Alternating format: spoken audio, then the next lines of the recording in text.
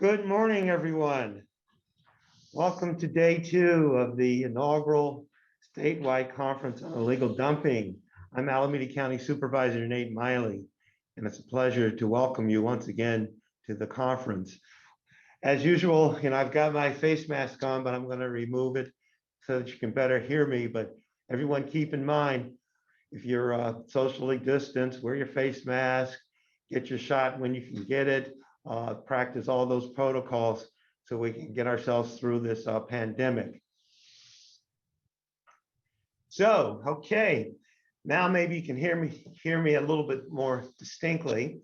So welcome to day 2. We had an exciting day 1. A lot of useful information came out of day 1 on possible solutions, a lot of high level information, noteworthy information that I find very intriguing and interesting. So if you missed day 1, the conference is being recorded. Please go back and take a listen to and a look at day 1 and get that information. Yesterday too, we had over 520 attendees for the conference across both the Zoom and the Facebook Live platforms. So that was a remarkable attendance. And I want to thank all the attendees for participating in the conference. I know there's a lot going on in our society and in our world, and we don't take those matters lightly, but we know we still need to go ahead with the business at hand. So thank you all for your participation. We had over 77 questions too that folks put in the chat that we either responded to then or will respond to subsequently. And then we had a number of people who wanted to join the illegal dumping statewide task force, of which we are definitely inclusive. We want people to get involved and get on board. I want to once again acknowledge our title sponsor for the conference, California Waste Solutions. I can't say enough about them. As I said yesterday, I've known of the proprietors of California Waste Solutions probably 30 years, going back to my days on the Oakland City Council. So I really appreciate the fact that they stepped up to be the conference sponsors. California Waste Solutions, they're a company right here in Oakland. And they proudly serve the communities, residents and businesses with their services. So once again, thank you, California Waste Solutions, for sponsoring our inaugural conference on illegal dumping. I also want to take a moment to thank the other sponsors that we have as well, because we do have a number of other sponsors. They aren't the title sponsor, but they are sponsors nonetheless, and they are important to this endeavor. We have Waste Management as a sponsor at the education level. We have AB&I Foundry, who also works with us on the legal dumping task force, along with Waste Management. And AB&I is a sponsor at the eradication level.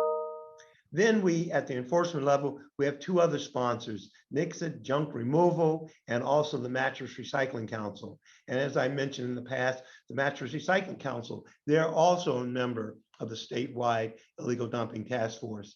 And I can't emphasize it enough, if you want to join the task force, we are open to that. The task force is composed of representatives from government, the private sector, CBOs, faith community, concerned citizens, and others. So just let Aaron know, and we'll get you on the contact list for task force meetings. And then our community level sponsors, the Beautification Council, their boots on the ground, and then also the California Product Stewardship Council, who's worked with me for probably almost 10 years, going back to the time when the Board of Supervisors here in Alameda County enacted the first ordinance to deal with the disposal of pharmaceuticals. And that became basically the law of the land under extended producer responsibility. So those are our sponsors. We're open to having additional sponsors for next year's conference. So please stay tuned and consider sponsorship for the second annual illegal dumping conference. And we'll be talking more about that later on. Now let's go to a few housekeeping matters. So if you have questions, use the Q&A feature at the bottom of your Zoom window. So use that Q&A feature at the bottom of your Zoom window if you have questions. As I mentioned before, if you missed the presentation yesterday or you miss a portion of it today, it's being recorded. The conference is being recorded and will be sent to all registered attendees after the conference. So that way you can see what happened. You can also spread that information to other interested parties who might not have been able to participate in the conference over yesterday, today, and or tomorrow. And then finally, if you have questions, comments, concerns, please email aaron.armstrong@acgov.org. Once again, that's aaron.armstrong@acgov.org. Aaron works for me, and she is quarterbacking the conference preparation and also staffs the illegal dumping task force, statewide task force for me. Now let's go on to the conference overview. So as I said, we had a very exciting day yesterday. I would really like to kind of just briefly summarize some of the things that came out of yesterday, including the regenerative mindset that we heard from with Stop Waste and the online guide that Stop Waste provided us. I mean, that was just really phenomenal. We heard from Avery from the San Jose City Manager's Office on her research and the social disorganization theory and how illegal dumping can be a determinant of social disorganization in neighborhoods based on income, language, and renter status. So that was really, really significant. We had a great panel discussion as well.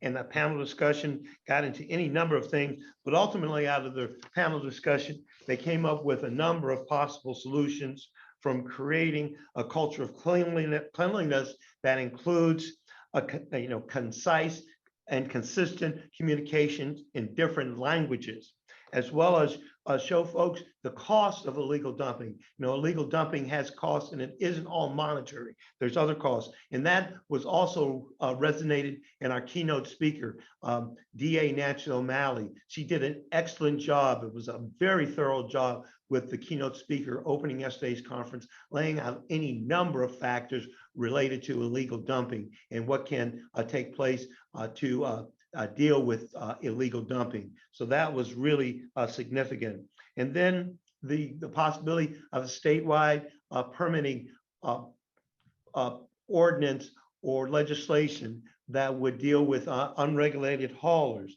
job training opportunities and programs, of which some are underway already, like through the Beautification Council, utilizing formerly incarcerated and also utilizing the homeless to help deal with picking up trash. And we know that in San Jose, for instance, they offer cash for trash, and they've used some of their CARES Act funding to do encampment sanitation and cleanup. And we know that's been a model that we've tried to embrace elsewhere.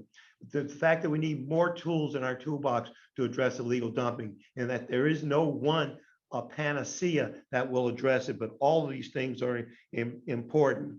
And the fact that we need to continue to try to make it convenient for people not to illegally dump. So that is significant. And continuing the education efforts. And then I know we heard from Ken Houston on the Beautification Council how in Alameda County, we're moving ahead with the VCA, the Violators Corrective Action, where we get violators to actually come out and pick up illegal dumping debris. And that way there's consequences and accountability for them. Because as DA O'Malley said, we're not interested in incarcerating people, but we are interested in holding people accountable for their actions and changing their behaviors. And then ultimately, Stop Waste also mentioned to us the need for collective action and a collective approach, that this is all of our responsibilities from all sectors of our society, and not just government, not just the community, not just the private sector, but everyone needs to play a collective role in that. So That was yesterday. Now, today we have a very exciting lineup. We've got a legislative block. We've got speakers. A number of speakers are going to talk to us today. We're going to hear for the first time the Alameda County illegal dumping pilot documentary. It's going to be featured for the very first time publicly today. And then there'll be a number of speakers, as I pointed out, in the eradication block, talking about their experiences with eradication. And I'm looking forward to that because I know San Jose's done a lot of excellent things. LA, once again, has done a number of things. And, you know, we do recognize illegal dumping takes place throughout our state. It has no boundaries. It's in rural communities, suburban communities, as well as urban communities. And then we'll wrap up the conference. But stay tuned because tomorrow, day 3, we're going to get into enforcement. And enforcement is going to be a very important topic because once again, you know, Aaron pointed out yesterday with the three E's.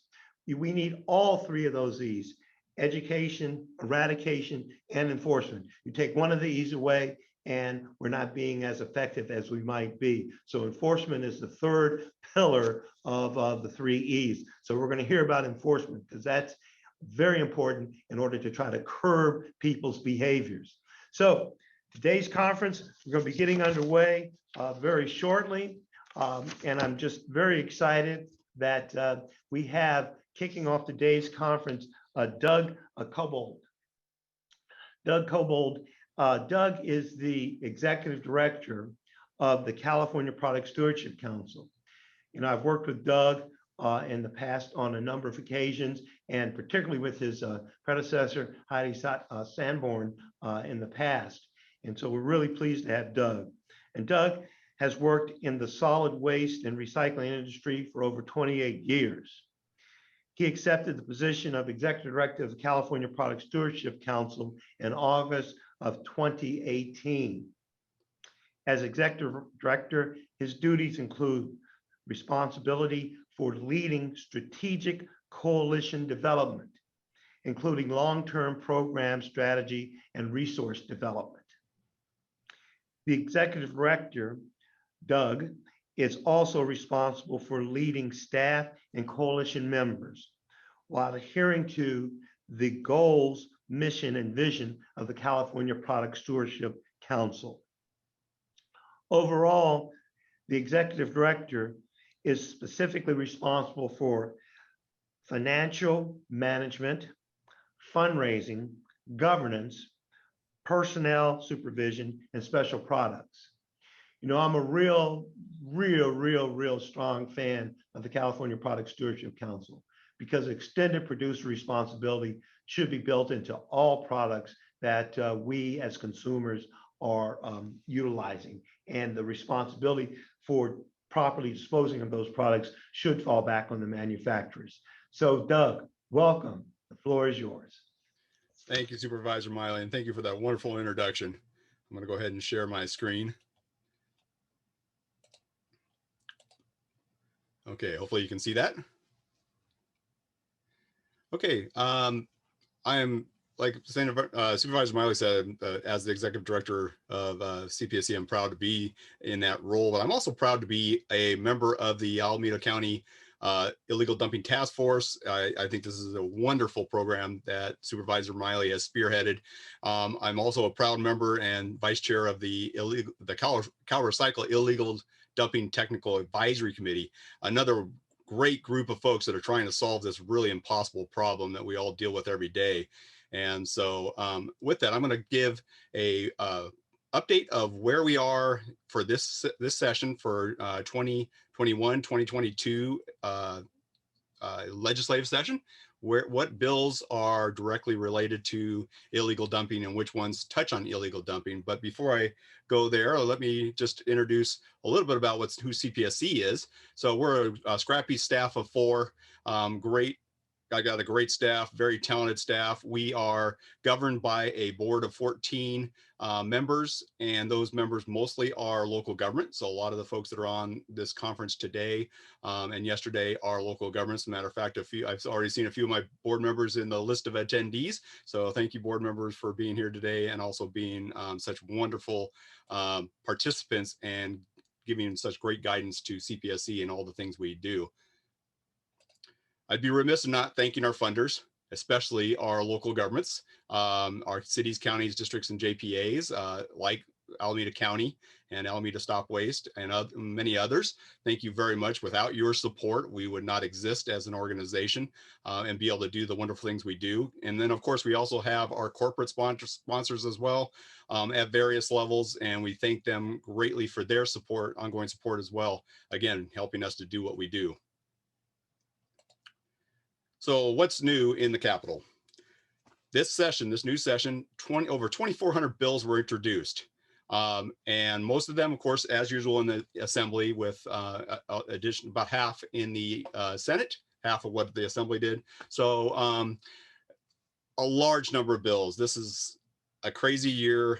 And even more specifically, in our industry, in the solid waste and recycling industry, there are more than 75 bills that are directly related to us. And if you don't, that doesn't even include the air emissions and those type of bills. This is just solid waste and recycling type bills. So it's an unprecedented year for our industry. It shows the legislature has taken notice and that they are really engaged on this issue with the recycling in crisis, with just things that need to get done in our industry. I'm so glad to see that they have taken such an interest. It certainly makes us a lot busier, but that's a good thing. Now, of all those bills, I was surprised that only a few are actually even directly related to illegal dumping. So those three are listed here. It's by the first one is by Assemblymember Quirk for 246. And I'm going to go into some detail on all three of these and then touch on the other ones that are not directly related to illegal dumping, but do have an impact on illegal dumping. But we've got Assemblymember Quirk, AB 246. We got Assemblymember Jones Sawyer with 483. And then we got Assemblymember Mathis with 659. So I'm going to start with Assemblymember Quirk. And let me say, I'm not going to go over all this in detail. This is a lot of information. What I do is I like to, when we have such a complicated issue, provide you with information you can look at later. This presentation will be provided to all attendees. And so if you have questions specifically about a bill that I'm going to cover today, hopefully you can get a refresher from what's here. If not, I am always available to answer any questions. You can email me at doug@calpsc.org. My contact information will be at the end of the last slide of the presentation. But again, this is really kind of like a take home for you so that you can take a look at the details of the bill. Because like I say, I will not cover all the details, but starting with AB 246 by Assemblymember Quirk, this bill is basically going to allow the state contractors licensing board to go in and have the ability to have disciplinary action, take disciplinary action against licensed contractors when they are caught illegally dumping material. And so this bill does a few things. One, it was last amended on April 8th in the Business and Professions Committee.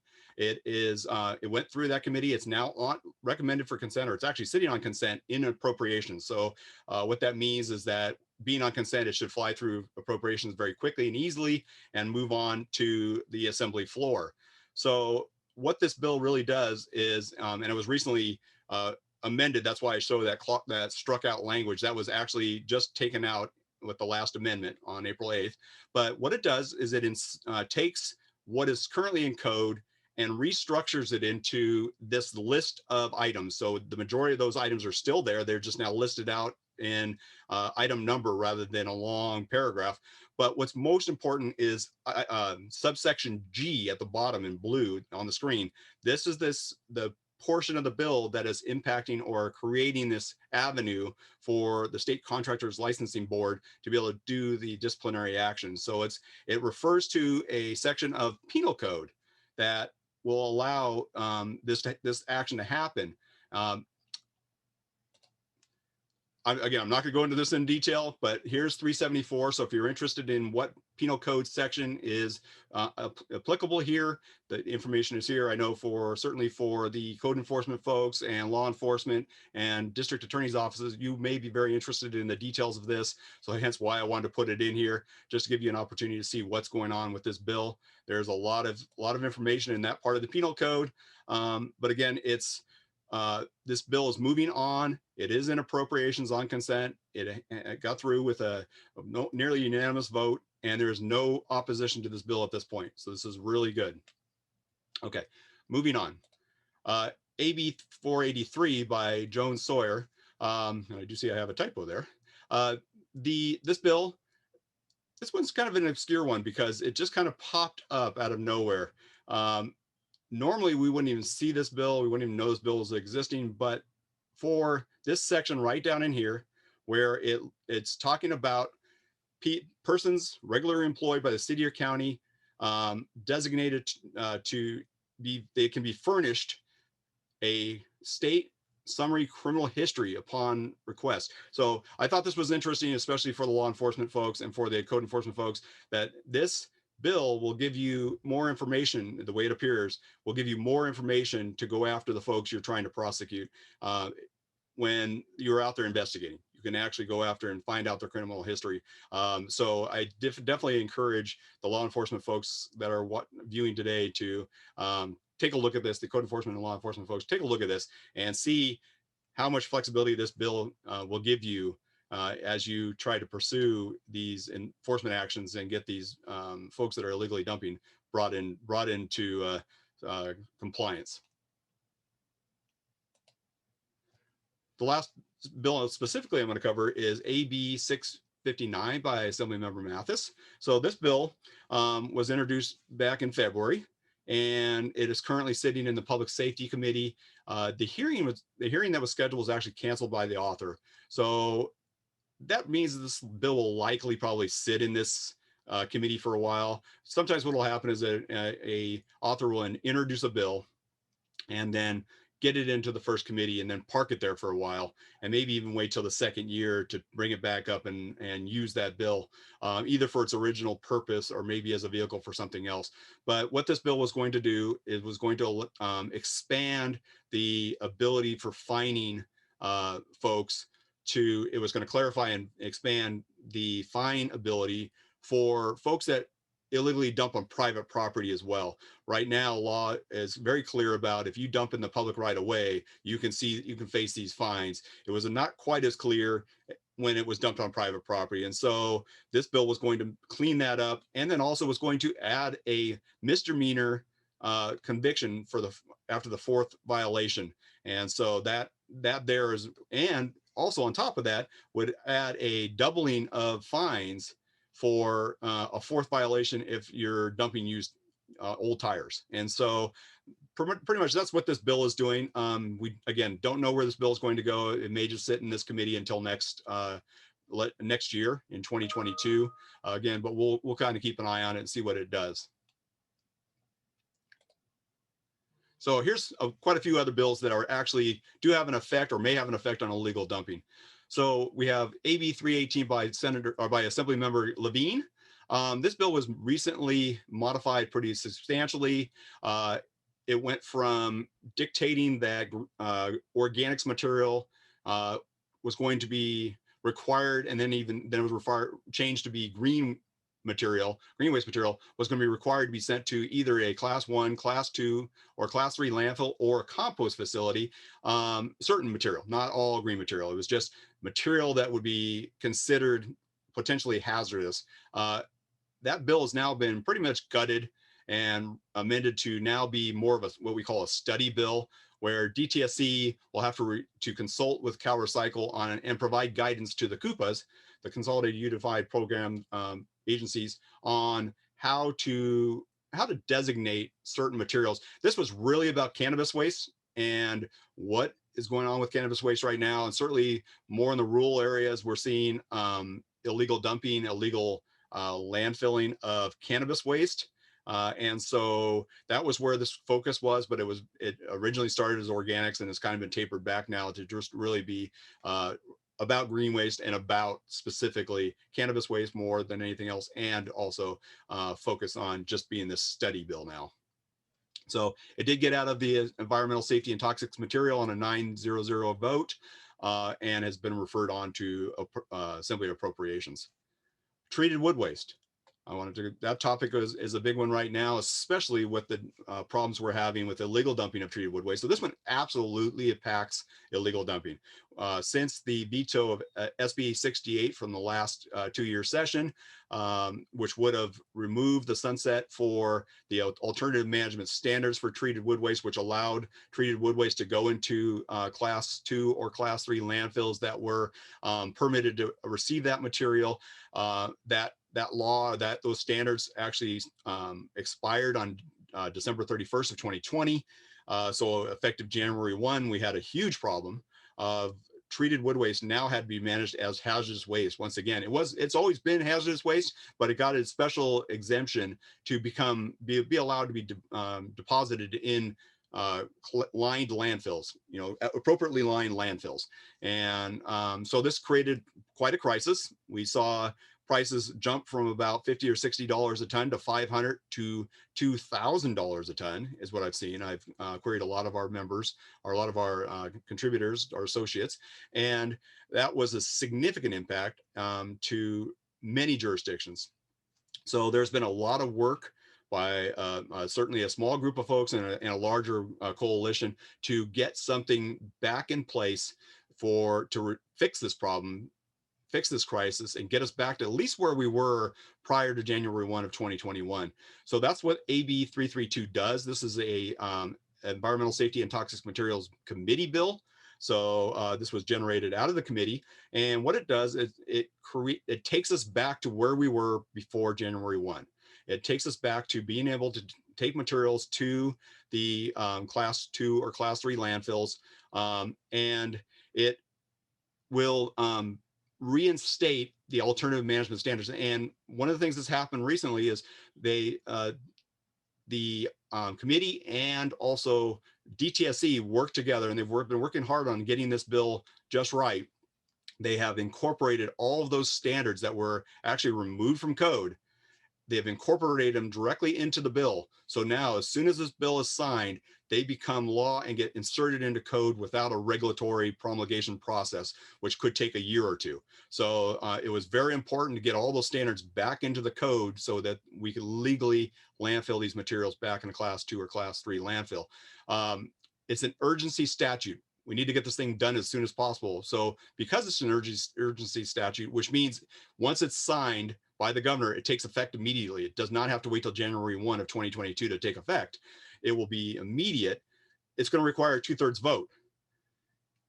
Also, at this point, there is no sunset date in the bill. So that may change. There may end up being a sunset popped into the bill through the next few iterations that it has to go through for approval.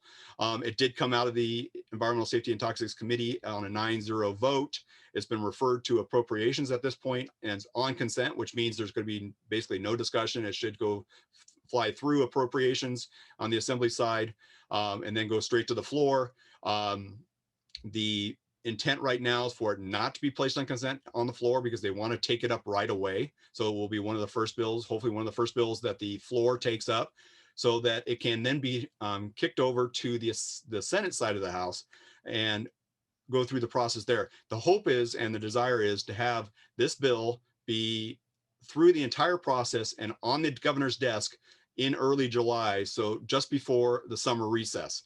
Because if we don't get this bill to the governor's desk before the summer recess, it will have to wait till August to get finalized. And so there's a lot of emphasis and a lot of drive to try and get this bill done here in the next month and a half, roughly, and get it to the governor's desk for signature. So keep an eye on that bill. If you can support that bill, I highly encourage local jurisdictions to send in letters of support, jump onto coalition letters to let the legislators know how important this bill is to get us out of the situation we're in. Another bill that was introduced this session on treated wood waste was AB 684 by Assemblymember Fong. Our understanding was that the Assemblymember heard that there was a lot of issues with treated wood waste. He introduced his own bill, not knowing that the committee was also introducing a bill. So that bill that he introduced was referred to ESTM, but is sitting in ESTM right now. It's likely not to move on because ESTM would not want that bill competing with their own bill, which is the more important bill right now to fix the problem we have sitting in front of us. That doesn't mean that Assemblymember Fong's bill won't move forward at some point in time, likely next year.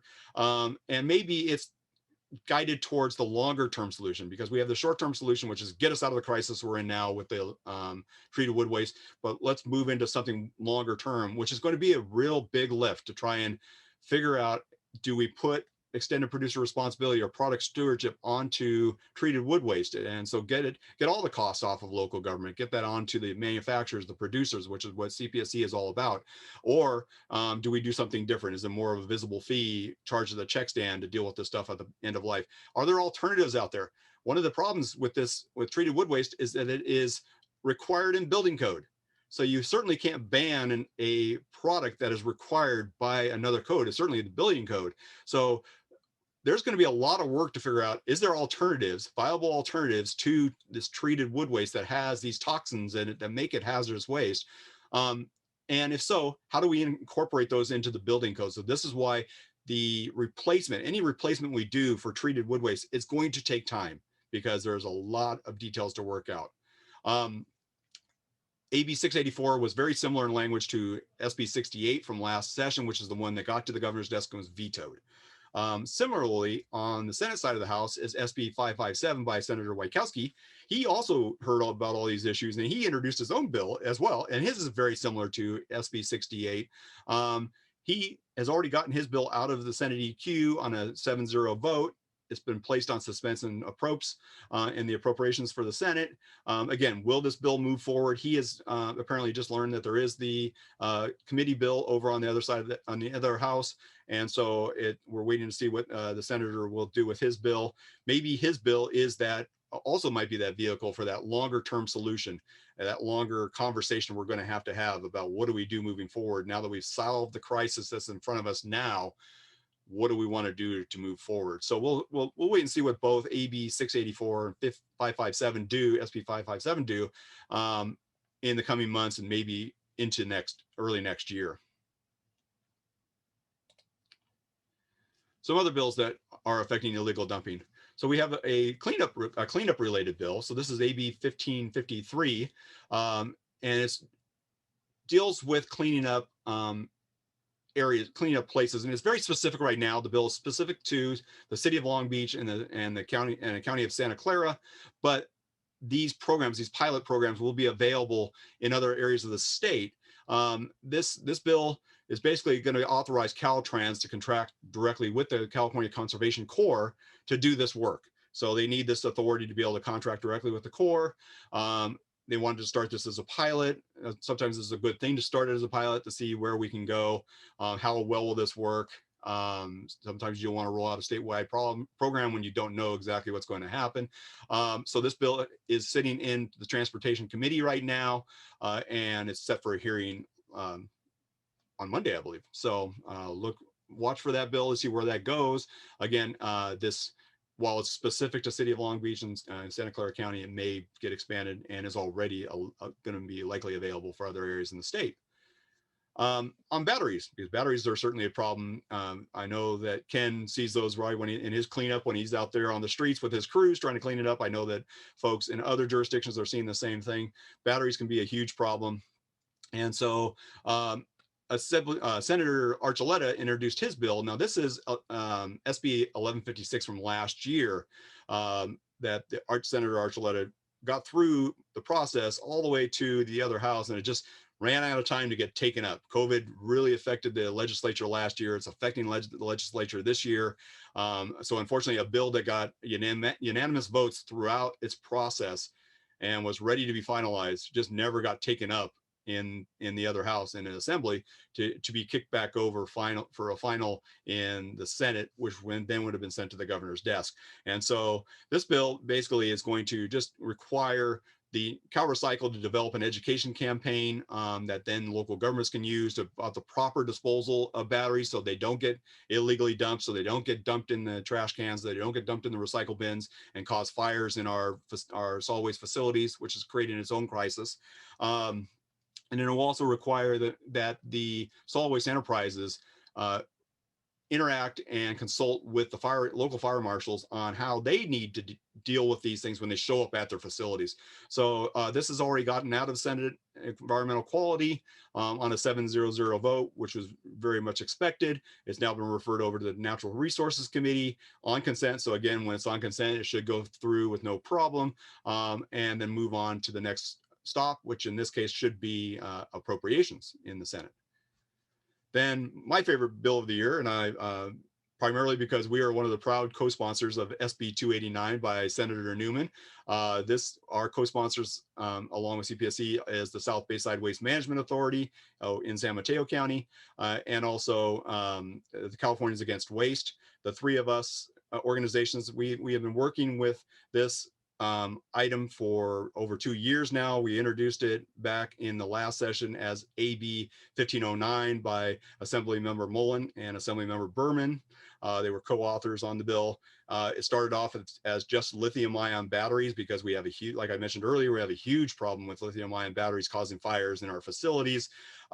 This bill has now evolved into a full EPR bill to get the battery industry to take responsibility for the products they're making. Like Supervisor Miley said in his introductory comments, it is very important to get the producers involved in these processes and get them to take some accountability and some responsibility for the products they are creating that are creating issues for us downstream as we deal with them when they show up at the solid waste facilities, when residents have to figure out how to get rid of their batteries, which batteries go where. It's all a big challenge. And so we're trying to clean that up with this bill, with SB 289, get the producers involved, get them to fund and run a battery collection program, a safe battery collection program statewide that gives consumers convenient options to dispose of their batteries appropriately.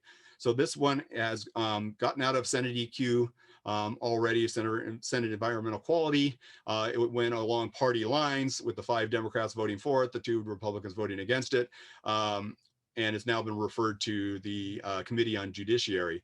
And so you can see it appear soon on a hearing in the Judiciary Committee.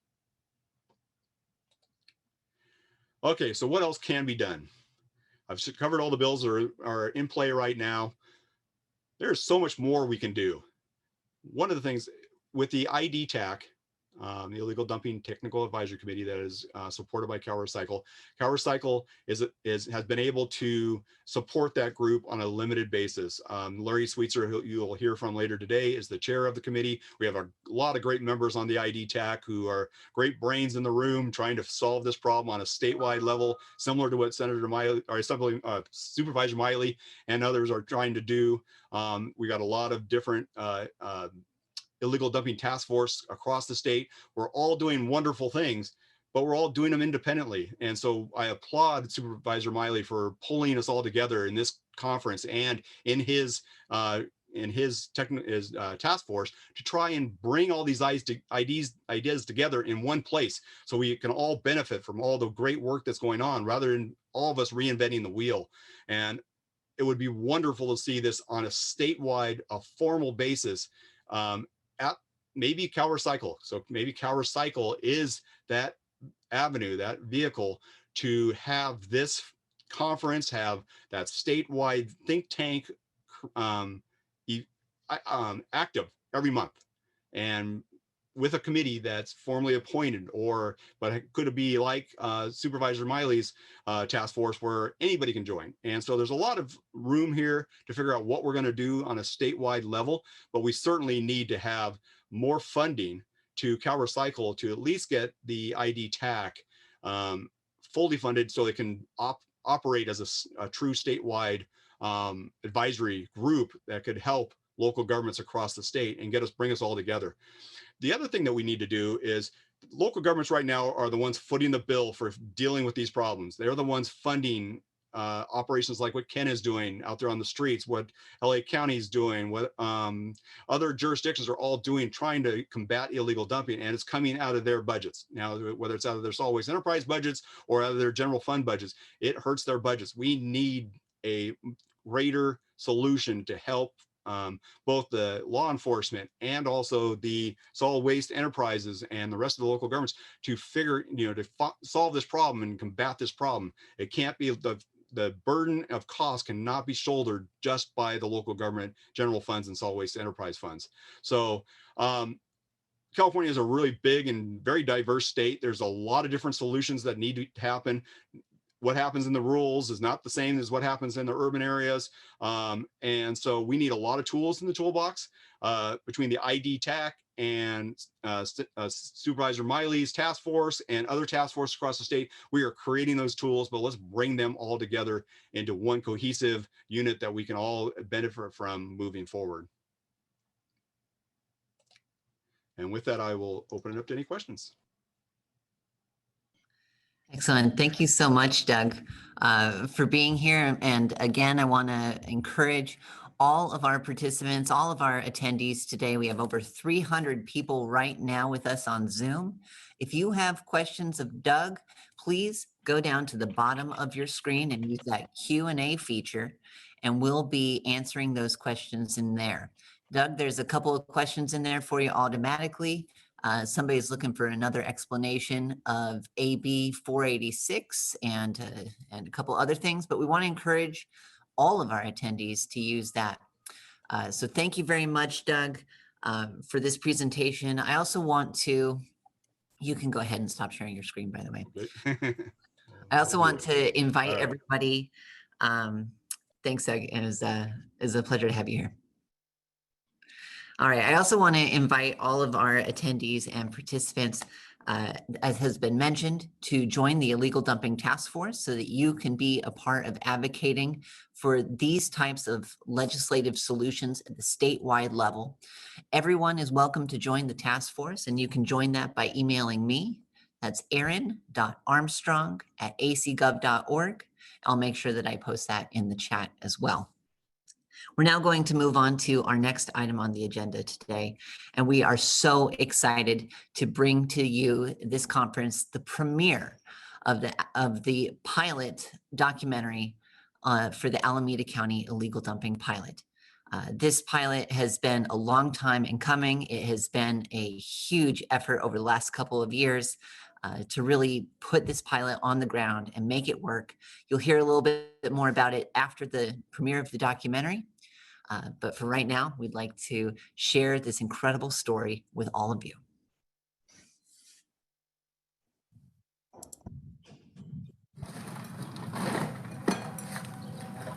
I never thought I would be passionate about cleaning up garbage. But we are passionate about improving the community. I've met so many people, the neighbors and businesses in this area. So I just wanted to stop. I want your... We all wanted to stop. 98% of them do not want garbage on their streets and wish that they could do something. A lot of them feel powerless. Oakland is in a state of emergency. If I had to walk through that condition as a child, what would be the state of my mind? I would think I was trash. How can a child learn walking through that? Public health, public safety, that's a mental condition where you're setting that child's goals to trash. I went and spoke to a supervisor, Alameda County Supervisor Nate Mallett. I said, Nate, listen to me, take a ride with me, Nate. They were angry. I mean, very, very angry. They didn't think anything could be done. And the community really had given up hope because it was the new norm. They'd been living with this for years and years and years. Illegal dumping knows no boundaries. It's a crime on the community. And I don't think people should have to live that way. He took it on. He took it on. He started a pilot. We talked to Oakland Public Works, found the worst areas in District 7, District 4, and we attacked it. And from that point, we were rolling. Garbage was left on our street frequently. People just weren't talking. As a result, you could dump a load of garbage and no one would say anything. Because of the type of business we're in, we saw that we had an impact on the street. And so to make up for that, we would clean up. It literally just started with this, cleaned out in front. Our business too, we want to make sure anything that trucks that leaves our property is as clean as possible. We don't want to have track out into the community. So we started with our own, in-house, and it expanded from there. As we cleaned an area up, it became easier to clean, and so you could just kind of gain more territory. And before you know it, we had cleaned the whole street, and we're keeping the whole street clean. Dumping begets dumping, really. If someone is dumped in a place, that's just other people think that's a go-ahead, a free-for-all to do that. As time went on, you realized that it no longer took you all day, and then it no longer took a half a day, and then pretty soon it was, in 45 minutes, the entire Baldwin Street is clean. And so the first thing you do is you think, well, shoot, maybe we could do a little bit more. And then Nate Miley came along. No one really granted us the possibilities that we could do more, and Nate Miley was that person. Those folks who are living in communities that are plagued with illegal dumping, they will be the first to tell you, we want cameras, we want law enforcement, because they've seen the fact that without that, we can clean up, and the next day it's going to be as bad or worse than before. With Supervisor Miley came the force of the Alameda County DA, the Alameda County Sheriff's Department, some investigators, some people who follow up. Not only is the garbage picked up, but the investigators will come out and look at what's dumped and then go to that person and say, hey. You can see that someone actually went out of their way to cover up the information. I got in there on my camera and there's a phone number. So I called the gentleman. He said he was working on his car yesterday. His statement was that it was stolen, must have been stolen. I investigate the dumps. I mean, there's a lot to be said about an illegal dump. I can tell you that, there's signatures of it, whether it was from a moving vehicle or walked over. So many clues about how many people are in the family, what kind of place they live in, where they work, where they spend their money, nearsighted, farsighted, how many parking tickets they've gotten. Everything, too much information. I could tell you their blood type in some cases. I'll leave my card right here. Pleasure to meet you. Thank you. Don't be a stranger. If you see something, you let me know. I will. If you dump in contaminated material on the street where children, where people's cats and dogs walk through, you need to be prosecuted. That's a crime against a community. You're forcing your will on a community that's already been underserved. This street right here means so much to me. I walked here as a child. I went to Stonehurst Elementary. I didn't have to walk through this. It's hurtful that anyone inside this community or outside this community can do this to children, or to a neighborhood. They said we report this stuff, but nobody would follow up on it. With the Sheriff's Department, by having them follow up on the complaints about illegal dumping has just been tremendous. Because when you have a sheriff, a deputy, a law enforcement personnel come knocking at your door about illegal dumping, you're going to pay much more attention to what you've done and what you haven't done. We're taking on our biggest challenge yet, which is San Leandro Street, 1.25 miles from Hagenberger to 98th. We all came together. It was kind of the impossible dream. And you know what they say in Oakland? I'm gonna roll this project until the wheels fall off. We are coming together more than ever now. I believe in the people of Oakland. Mile-long street had items cleaned off it that hadn't been cleaned off it in a decade. When you're cleaning it, you can see the different layers of the dumps on top of dumps on top of the dumps. Eradicate, educate, and enforce. If we take out any one of those 3 E's, we're not going to be successful. We need the enforcement so that illegal dumpers visually see that there will be accountability for their actions and their behaviors. That was 20 tons of garbage picked up in just 3 days. This team can actually take on something, an issue, and tackle it together. There are just innumerable positive attributes to this effort. We also have Railroad Avenue, G Street, 88th, 89th, 85th, Enterprise Way now.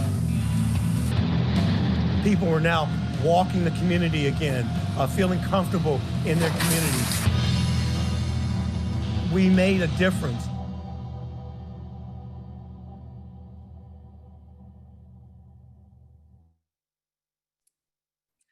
There you have it, the premiere of the Alameda County illegal dumping pilot documentary.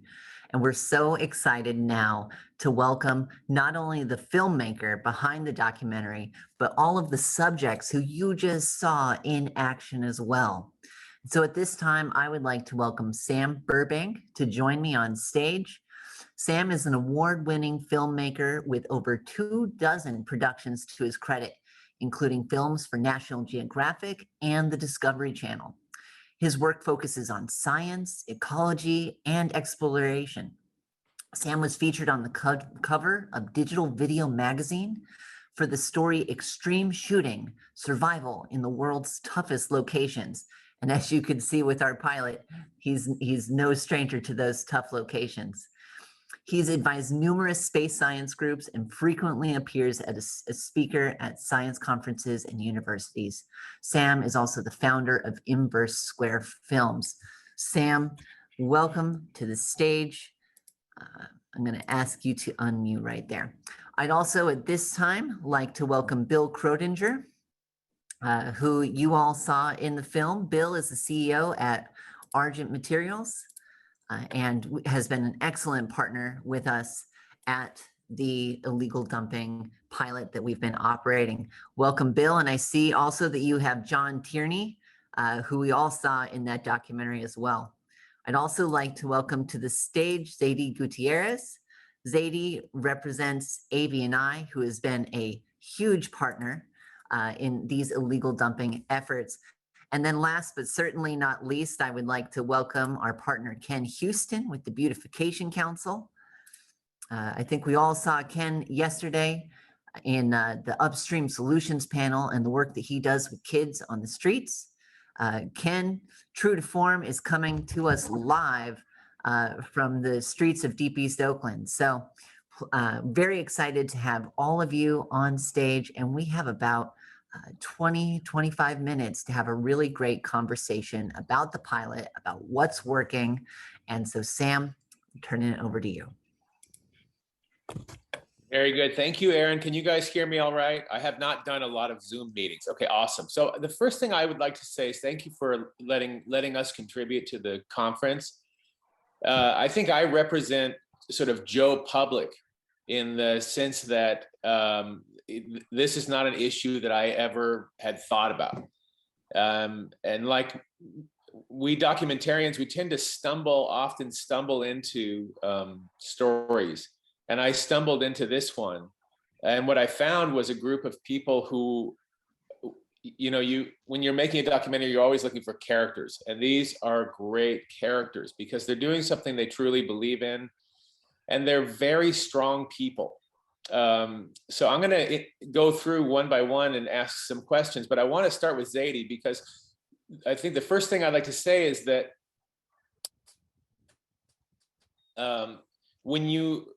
anytime you make a documentary, you're pointing the camera at something and you're missing something else that's also equally important.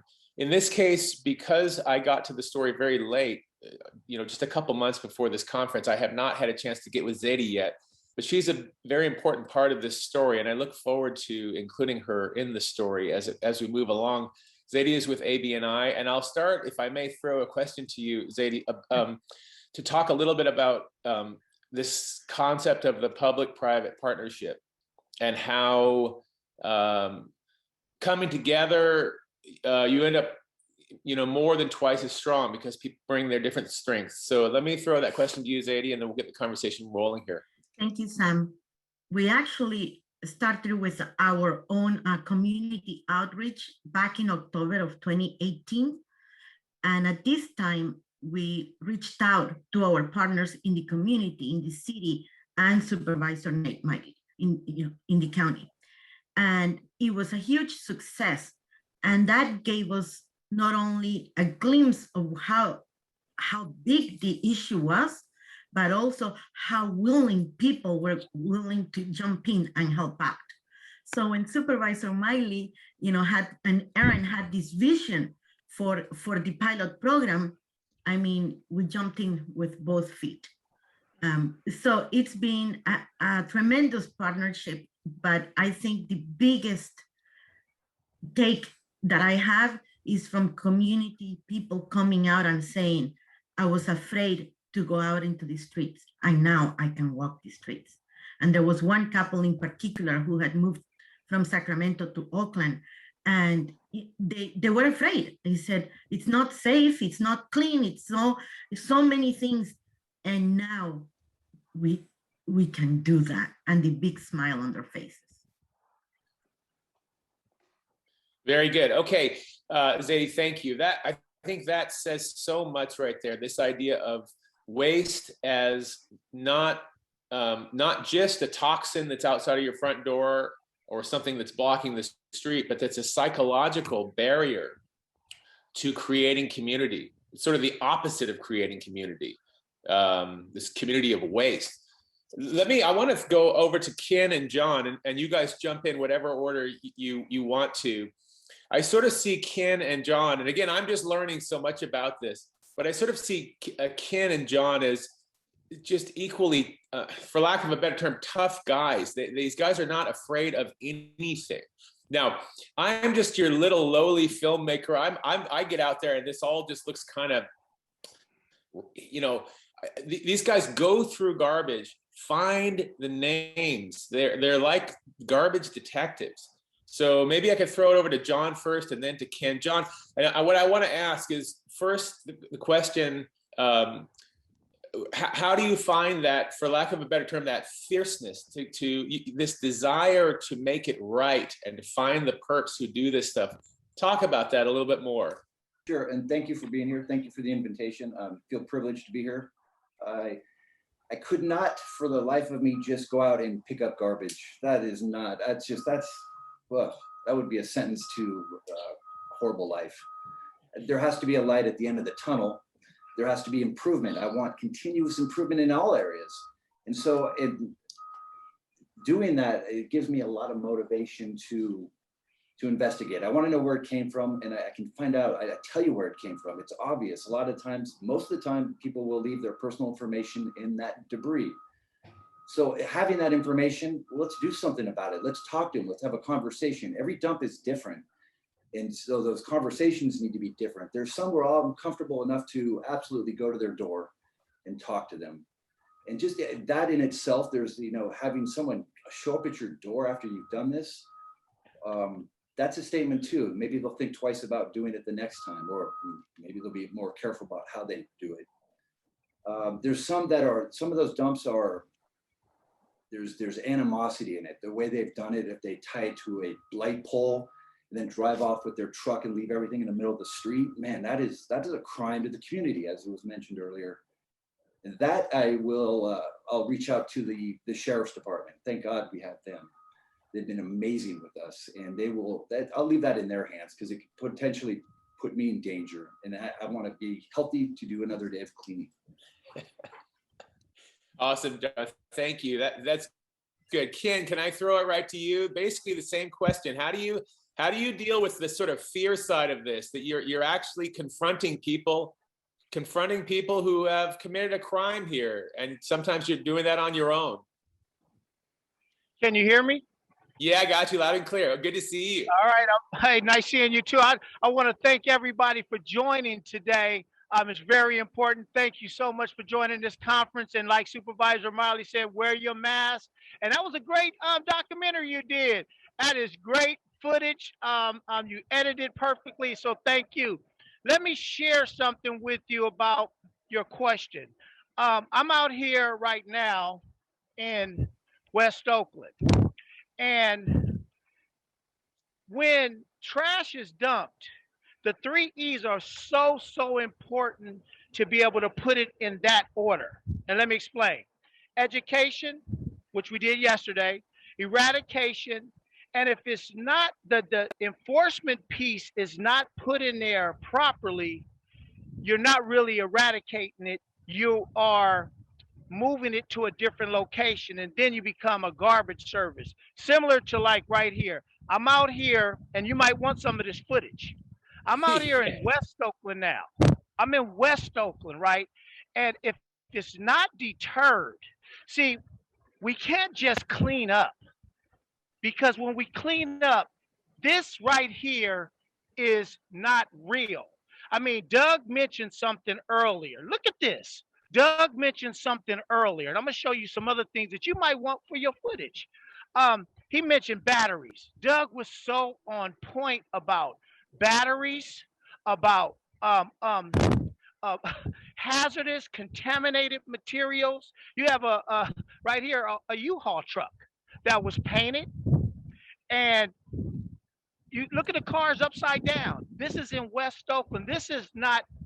This is hazardous, contaminated. You can find any and everything out here. So to answer your question, the sheriff department is so important to this process, and you'll learn about that tomorrow with the actual. Let me see this. It looks like we lost Ken for a sec. Ken, if you can hear me, we're going to jump back to you when we got you back online again. So if you don't mind, Bill, do we have Bill here as well from Argent? Argent, I want to make clear, Argent, without them, there would have been no documentary, period. They're the ones who made this happen. I'm hoping to find more partners to keep this thing going. But to this point, it was without Bill's passion for this thing that we never could have done that. So I was going to throw this to you guys to talk a little bit about the humorous side of the cleanup, which is what are some of the strangest things you guys have ever found out there in the world? I mean, people, when people picture garbage, they picture what's under my sink here, right? Some cans, and well, we're recycling cans now, but you know what I mean? But you guys find some strange stuff out there, don't you? Talk a little bit about that. Yeah, well, thank you. And thank you, Sam. And of course, Supervisor and Aaron, everybody who made this possible. I would just say, as far as what's humorous, but maybe what's more lighthearted, are some of the items that we find that we end up recycling. You know, you think it's always going to be trash. And I have to say, a little bit of a challenge to West Oakland. East Oakland, at least our area, used to look like what Ken just showed us, no longer does. Looks great. I would encourage anybody to come take a look, but it's the recyclables. The mattresses are recyclable. We find, you'd be surprised, we find items that are actually worth money. And John will take it in, or we'll take it in one of our big loads and recycle it and actually get paid. I find that a bit humorous. John, what would you say that's been actually funny to you? We have to find some humor in this. There's some dumps where there was a dump when there was like 26 wigs, so I had to send. There you go. 26 wigs. That's huge. And then there was ongoing. There was a period of like 3 weeks where, man, there was wigs in all these dumps. Yeah, that's true. On the street. Yeah. Okay, very good. Well, let me, I have you guys on screen here, so let me ask a question that I'd like you guys, Bill, to throw back after you've answered it to Zadie. And talk about how you guys have worked together. ABNI and Argent have a special relationship because of your location out there in East Oakland. It's a world that, I'm born and raised San Francisco. I know the Bay Area so well, but I don't know that part of East Oakland real well. It's kind of just, the Bay Area is such a big place. Talk about your companies. Talk a little bit about ABNI, Bill, as well, because I think people don't know what a unique neighbor you have and how you guys have worked, again, with this public-private operation to get people coming together. Well, I'll just tell you what I know. I know the people better than I know the business, but I know that ABNI has been here in Oakland, where they're at, for over 100 years. Some of the items, I think you can still find some ABNI furnishings in San Francisco on old historic buildings. They are what we are. They are a recycler, an industrial in Oakland recycler that creates new products from what would otherwise have been landfilled. So that's as much as I know about ABI. We're the same in that way. We make new stuff out of old stuff. As far as ABNI goes, and our relationship, I would just say that ABNI has been the partner that I mean, they almost pick up the phone with, yes, what do you want to do? Or what are we going to do? And then they call us and we say the same thing. There is just a commitment to what is our neighborhood. I mean, let's face it, we have other neighbors, but this is our neighborhood. And we care for our neighborhood the way that we would care for where our homes are, the block that we live on. We have that same sense. And ABNI has just been literally every time we've wanted to do something, it's not been maybe, let me find out. It's been not yes, but when and where and how much, no problem. So the other thing that I think it's important to understand about industrial companies is that we have a workforce. We have trained folks who have the gear, have the experience, don't mind getting a little bit dirty, don't mind jumping in with both feet. We have that, ABNI has that, kind of disappearing in Oakland. Not much manufacturing and that type of work happening anymore. So that's what I would say. I would leave the rest to Zadie. Thank you, Bill. I thank you for saying those nice things about ABNI. ABNI is the people. The people make the difference. But without Bill's passion and commitment to making East Oakland better, I don't think we could do what we do. So, but our people, as Bill said, their work ethics are top notch. They just tell you where, when, and they're there. Many of them live in the community. And for me, I have worked in East Oakland for over 30 years. So I have seen the transformation that it's gone over all those years to what it is now. And it is sad. It's sad for the families, it's sad for the children, it's sad for the businesses, because how can you attract businesses to an area that looks the way it does? So once, Supervisor Miley, Aaron, Bill, I mean, he's taught us so much about what's out there and the impact, the true psychological impact on the community. You see the garbage, but what's rooted behind that? One thing that Bishop Jackson told me maybe 3 years ago, says the apathy that it creates in people. And at the time, I don't think I truly understood the whole concept of it until we were in the middle of it. And I have to tell you, our people were nervous because we know that there's needles out there. We know there's gonna see things that we don't wanna see, like a dog, dead and so on. However, they came back full force and even brought their families to help out. So that tells you how committed they are to making the area better. And one thing that I didn't like is that I saw rats as big as a bunny, as a rabbit. I mean, that really freaked me out. And I was like, ugh. And I don't freak out easily, but that did it. But I have to tell you, the commitment, the consistency, because this is not something that you can do one day and forget about it. It's the consistency in which Ken and Bill and Aaron and Supervisor Miley, that vision, that long-term sustainability of what we're doing is what has made the difference and will continue to make the difference. But as Ken would say, the 3 E's, they have to work together. Without that, it cannot be sustained. But we have met amazing people along the way. Thank you, Zadie. I see we have Ken back, and his location is head and shoulders better than any of ours. So we're gonna, Ken, can you hear us here? I want to throw it back to you. I can.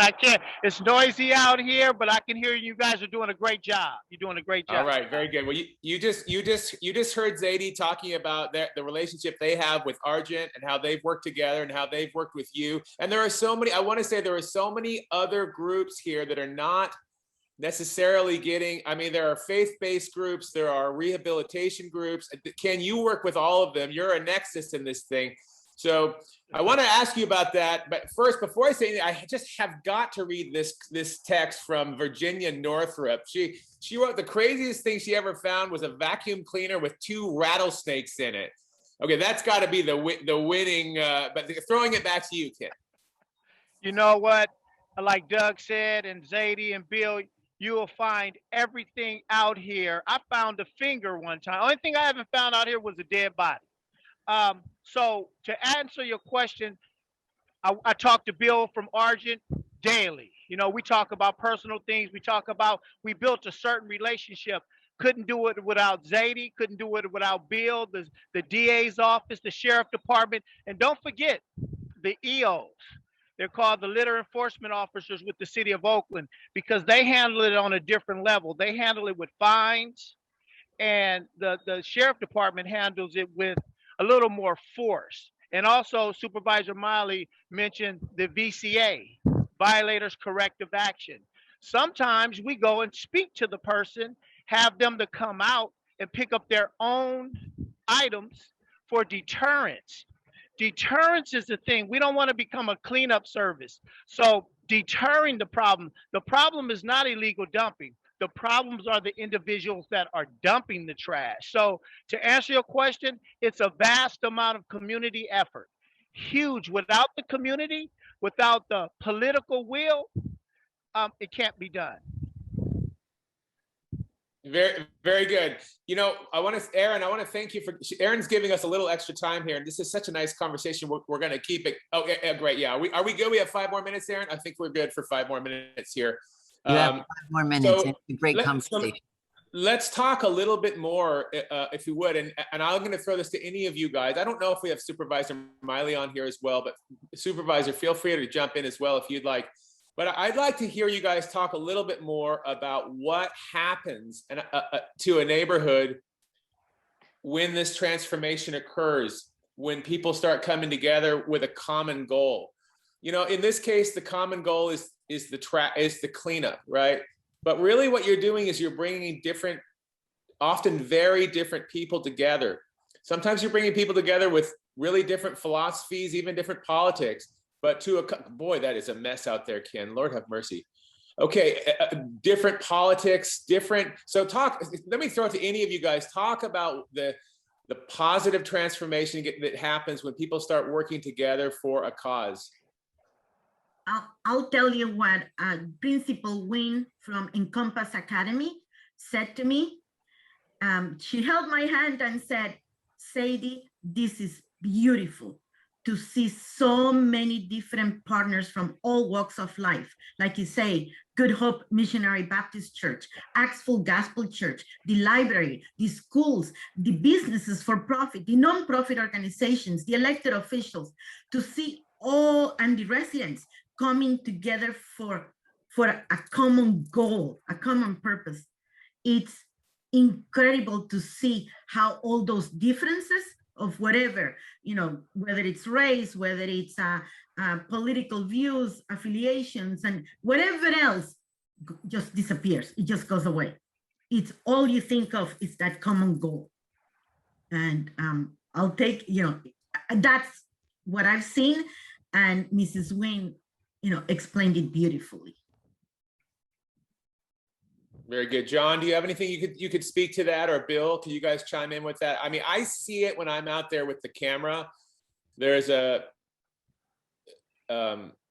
something transformative for some of the people who you include, John. Talk about that. Sometimes this is a start for somebody.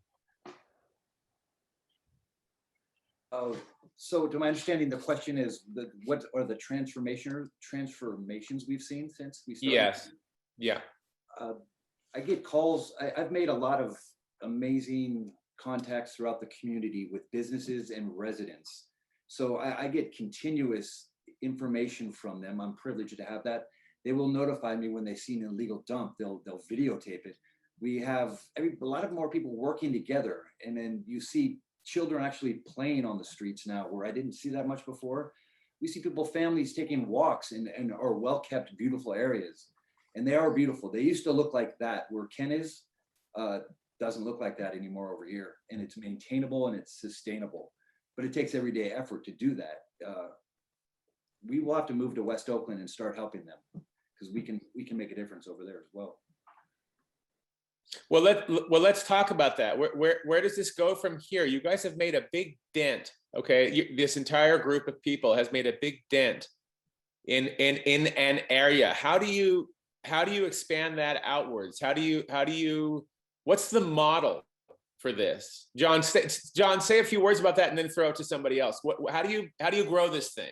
So it's already grows. It's growing every day. I clean an area and I hit it hard, and every day I'm there. So it's not as bad, I don't know, a week or 2 weeks from then. It actually took a little while. I've been doing this since December 26th, 2019. Major differences, but it doesn't happen overnight. You have to stay on it. The consistency that Zadie talked about is important. So it gets better. So I want to continue to work. And the area doesn't take all my effort. I go and, like, even today, I mowed a huge area of crabgrass, I guess you could call it. I don't know who owns the property. I think it's the city's property, but I'm able to do that because it frees me up. The time that I don't have to spend on one area, because it's better, I grow to a different area. It's continuously expanding. Yeah. Very, very good. Thanks, John. Ken, can I throw it back to you here for a kind of final word on this? And I think we'll then toss this whole thing back to Aaron. And I want to thank all of you guys for talking with me and letting me learn about this. It's a real privilege to fall into it's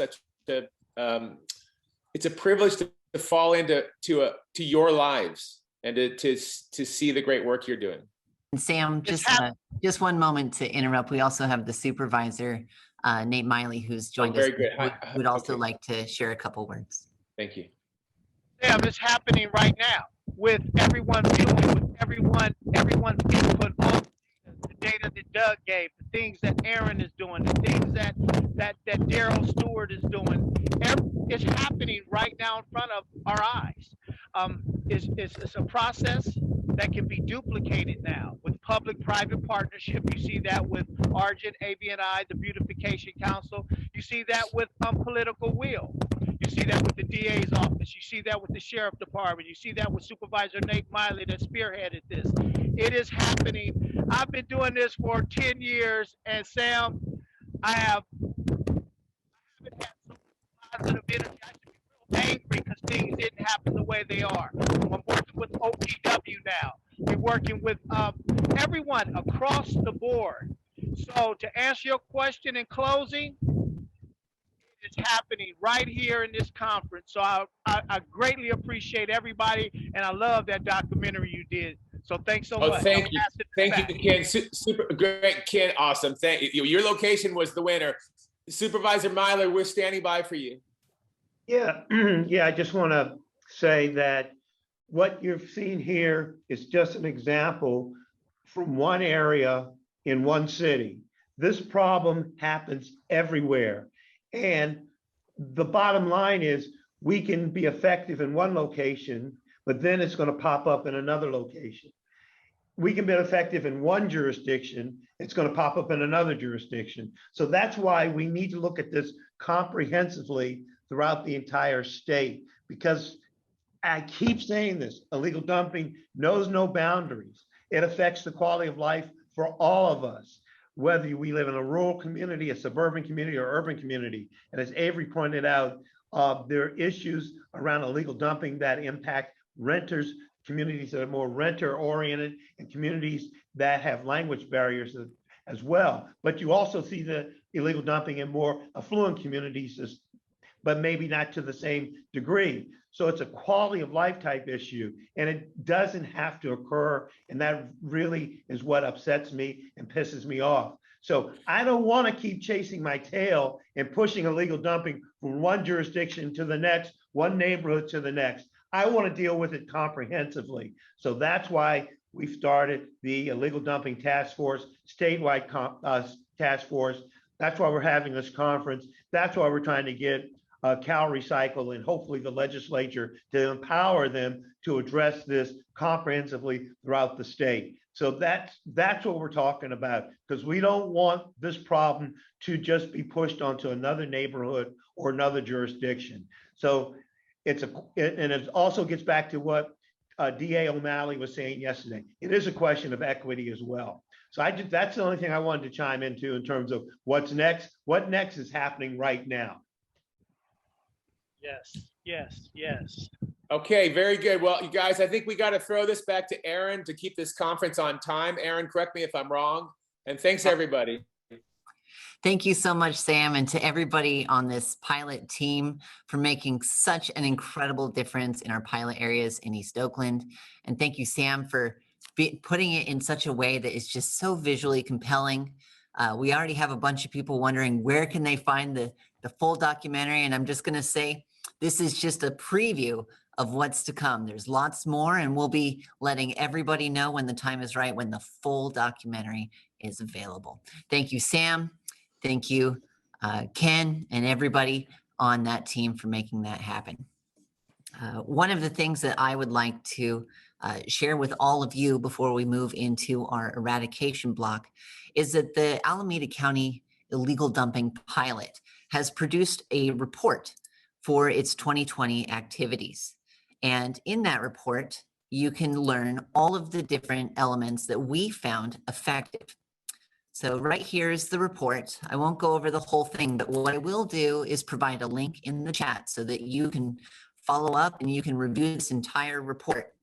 You can see here all of the work that has been done on some of our pilot areas.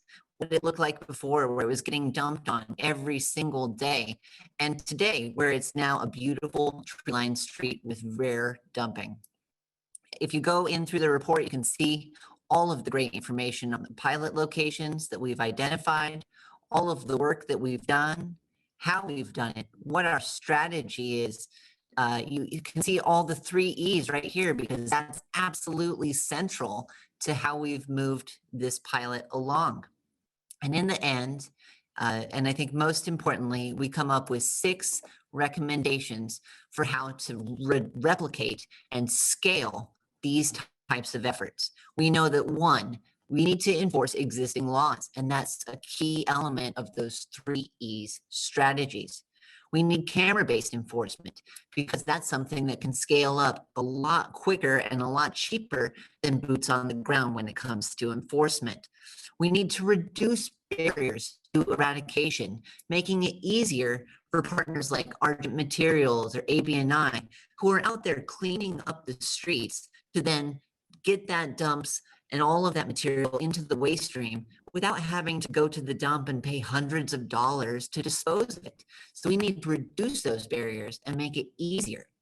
We need to embrace cross-sector partnerships, and you saw some of that today, where we brought together the county, the city, we brought together for-profit businesses like Argent and ABNI, as well as community groups and nonprofits like the Beautification Council. We work with schools and youth and volunteers from the community. It's all sectors coming together to really address this problem. And then last, you need community organizing as a way to sustain this. This can't be something where it's just coming in and doing it and then leaving. You really need to organize and educate. This speaks so much to that education piece.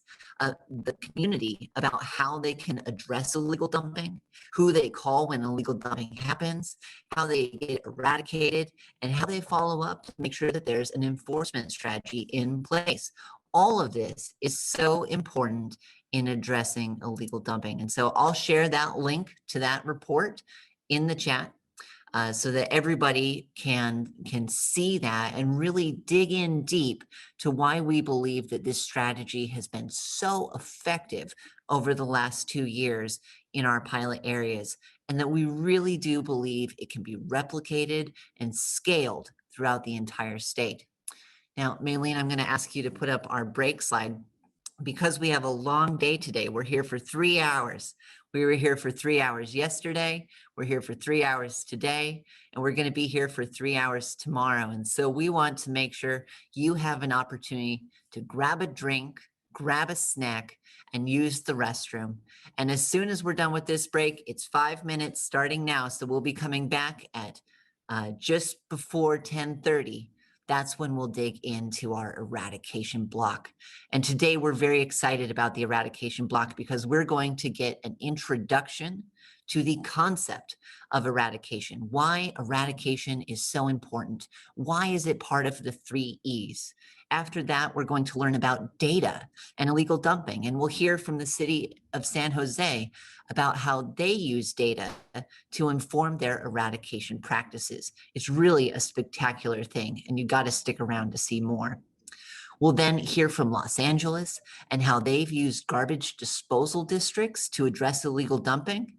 And then we'll hear about the Illegal Dumping Technical Advisory Council at the statewide level and what can be done there before hearing about the Cal Recycle Commission from their new chair. Following that, we'll conclude the eradication block with a conversation with Waste Management, one of our sponsors.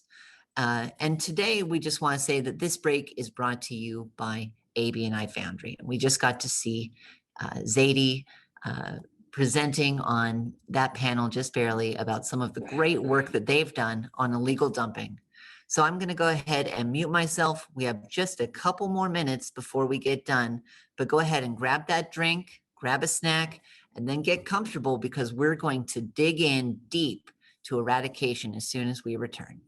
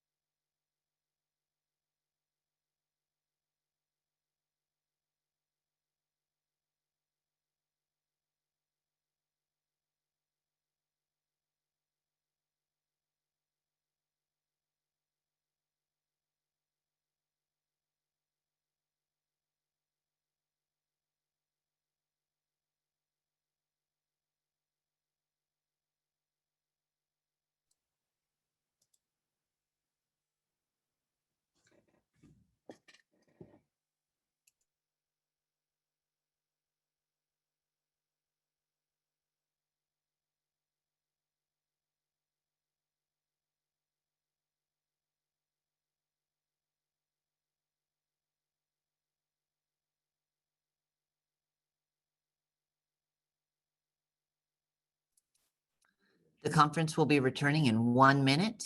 That's right. You have 1 minute left to grab that drink, grab a snack, and get comfortable before we set in for that eradication block. 1 more minute.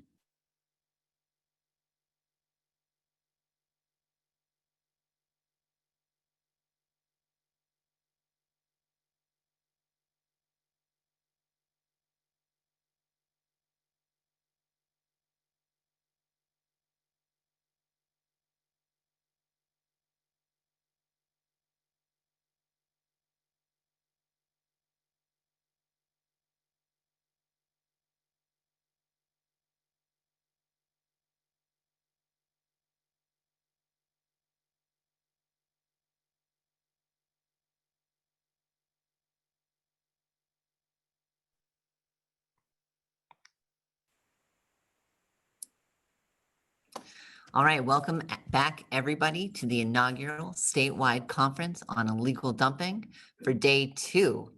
I'm going to jump into our eradication block because we have a lot of speakers today and a lot of exciting topics.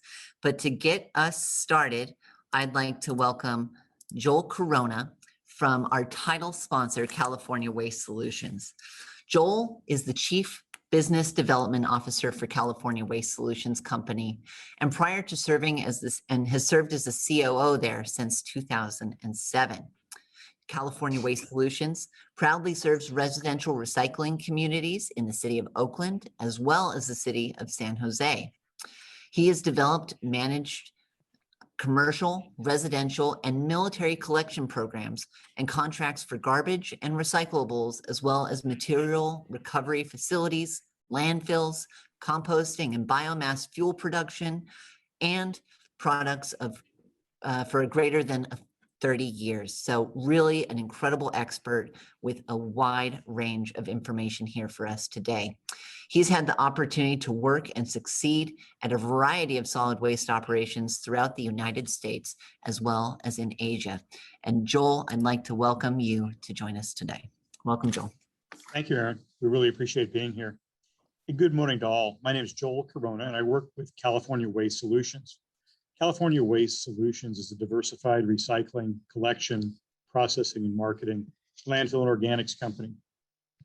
California Waste Solutions serves the cities of Oakland, the city of San Jose, and Ho Chi Minh City, Vietnam. Many of you here have visited our operations, and we invite you to return. We appreciate the task force invitation to participate in this important topic about the eradication of illegally dumped material and junk waste. Eradication is at the center of the 3 E's, the topic that the task force selected to focus on today. The 3 E's again are education, eradication, and enforcement. Eradicating illegal dumping sites can be both very simple and quick, as with curbside, alley, or empty lot cleanups, and it can be very complex and laborious with shelterless encampments cleanups. But the solution is always very expensive. We want the matter to become more about prevention and about personal accountability, and less about using public resources. Although illegal dumping is a crime, we know that heavy fines and jail time are only a deterrent, but are not the goal or the solution to this problem. Today, our panel includes 4 of the most committed, capable, diversely skilled persons available to discuss eradication. I've had the honor to work with each of them. We are honored to have them participate today. Individually, these panelists organize, operate, manage community and private solid waste operations. That's hard ops and soft ops that serve millions of people with budgets of many millions of dollars. Ed Ramirez and Olympia Williams from the city of San Jose will discuss data analytics. That is the where, how, why, and how of illegal disposal. Their analytics help model and predict so to reduce the impacts on the community. We really enjoy that our San Jose colleagues are so mathy. They help us out a lot. Second is Monique Brackett from the County of Los Angeles Public Works Department.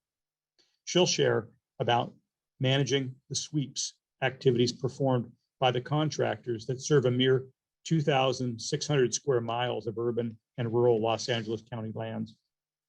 Third, Larry Sweetser, the chair of the Cal Recycle Technical Advisory Committee on Illegal Dumping. He's a consummate professional and a go-to person for statewide outreach, strategy, standards, enforcement, and statistics about illegal dumping. Larry's own company, Hazmat, serves nearly half of California's 58 counties. And Todd Ninehouse is a highly respected, diversely skilled solid waste manager who is engaged and achieved at about every role in solid waste industry. We are fortunate to have these 4 colleagues with such a depth of hard ops and soft ops with us here today. Before we begin the panel presentation, the task force asked California Waste Solutions to concisely share its experience and perspective about eradication. We are the boots on the ground. California Waste Solutions has a lot of experience at collecting illegally dumped materials and junk items. We collaborate with cities, community leaders, and volunteers. For only the past 2 years, we've collected approximately 13,000 tons of it. Our quick tie-in and integration of the preceding topic of yesterday about education and the subsequent topic for tomorrow about enforcement is this from us. From the earliest part of education and outreach, we know that reaching children and students is especially beneficial, and that we are incentivized to assure that our children are not surrounded by garbage, and for them to never become believing that that is normal. Education to prevent illegal dumping is more complex than for preventing littering. Illegal dumping is a zero-sum game, and it's a business. It's not child's play. From the part of enforcement, establishing the rules, messaging the rules, and then enforcing those rules while protecting civil rights and liberties seems best and equitable. Illegal dumping is a crime and it has victims. But how will we prioritize addressing that crime? We realize that eradicating illegal dumping is society's obligation. Our observations are, first, there are plenty of people with excuses for their illegal dumping or blame somebody else for their own behavior. And there's plenty more people who simply didn't care and they had no excuse at all for what they've done. And there are a rarefied few that we meet that really feel entitled to illegally dump, or that it's simply the tail end of a transaction. Everyone knows it's a crime that we've spoken to. And finally, nearly everyone we met exclaimed, someone else will pick it up. These criminals, and that's how we see them, all seem to share the same commonalities. One is insensitivity. Two, they don't respect their community. And three, they view the risk of illegal dumping as de minimis and the penalty absent. We need to determine how to educate and enforce and how we're going to effectively communicate that to the people who perpetuate illegal dumping. Now, very favorably, we've met hundreds of dedicated volunteers, neighbors, city, county, state employees, and contractors who greatly care about their communities. They invest their time and capital to continuously improve it. The volunteers reside in the neighborhoods that they clean, and they share the following commonalities: respect for their neighbors, pride in their neighborhoods and community, and the desire for continuous improvement of their community. We find that volunteers are diverse. They're young and mature. They're students, working, seeking work, and retired persons. They're skilled and unskilled. They're multi-generational residents and new Americans. Common favorable features of success are the following. They are community-driven. They are collaborative. They seek caring allies and to build alliances. In these photos, we work with the U.S. Army. They seek and share recognition for others, not for themselves. And finally, they enjoy and they all have some fun. They earn a sense of achievement for others. Each person in these photos deserved a hot shower and a good night's sleep, and I'm sure they got it. They strongly respect their neighborhood. They express hope, vitality, and vision for our community. These photos, these volunteers understand, as it has been spoken by Oakland Council Member Noel Gallo, if residents and business customers do not feel a neighborhood is clean or safe, they will not want to live, visit, or shop there. It's that simple. And now finally, eradication. Let's hear from our panel. As Aaron described it, the boots on the ground. Thank you, Aaron. Thank you so much, Joel, and for all of the support that California Waste Solutions has provided, not only to our office, but to the entire community through sponsoring the inaugural statewide illegal dumping conference. I want to mention that you guys were there ready to sponsor us last year before the pandemic shut us down. So you've really been with us and helped us bring it back this year in such an amazing way. And we're so grateful to partner with you on this important topic of eradication. So thank you so much, Joel, and to your team for all that you do. Thank you, Aaron, and thank you for the supervisor's leadership in this event. Absolutely. Maylene, we can take down the slide.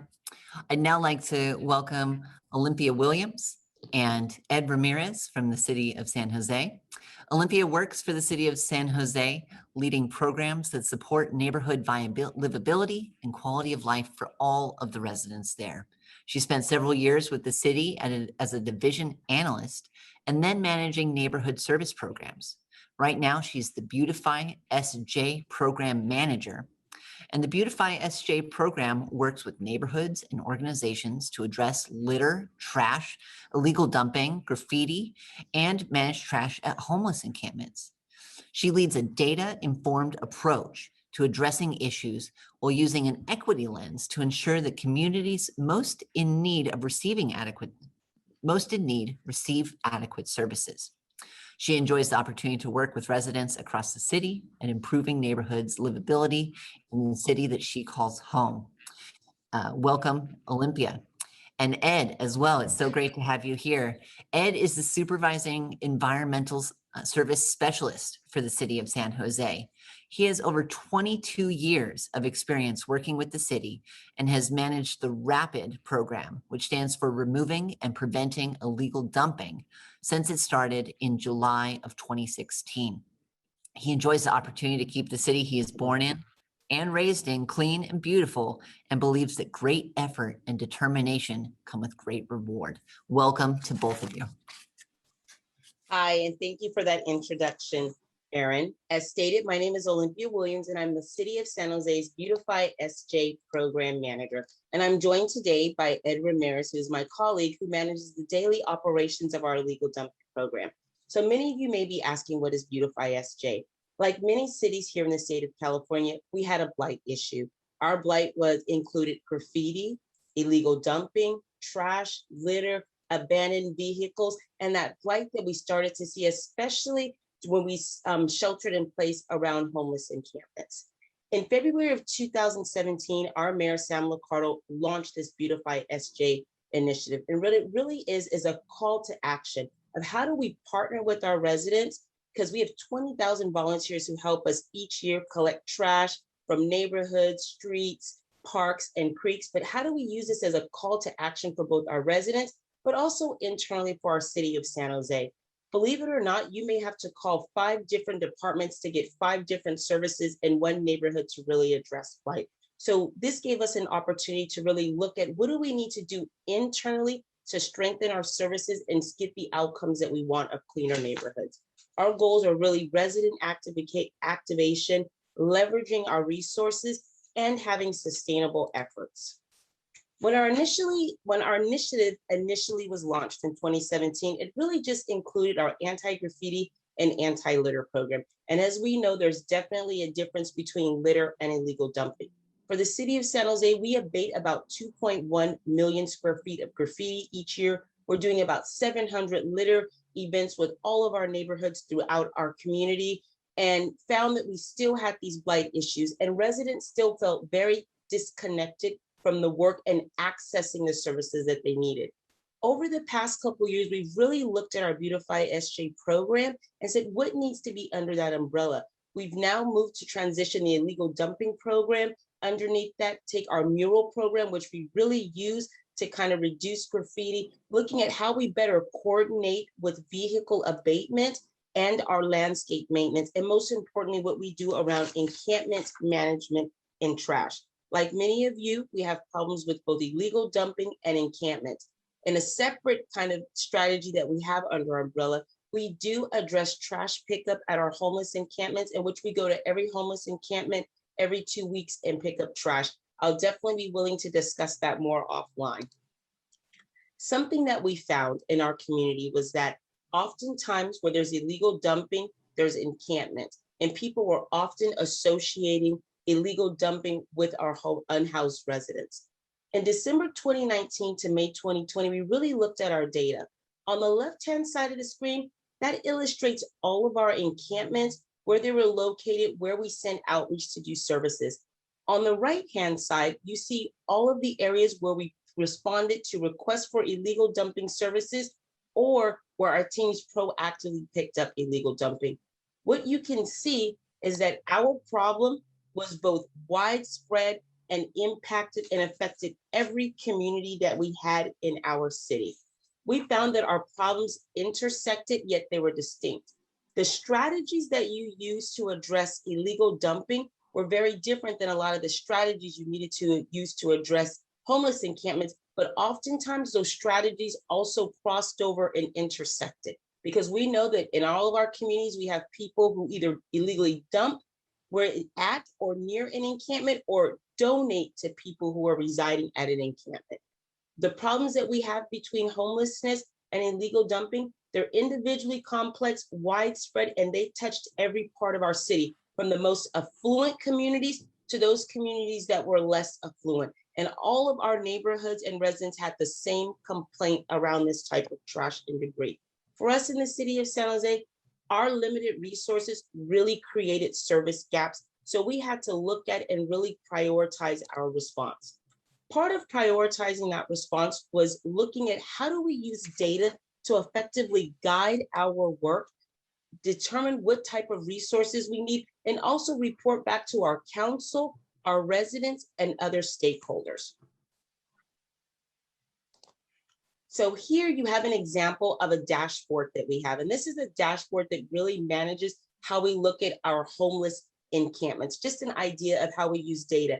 Management dashboard where any of our managers or executive staff could log on, look in and see what kind of services were being delivered, where were they being delivered, what happened at a site by looking at pictures, and then determining what kind of performance metrics we had and if we were meeting them.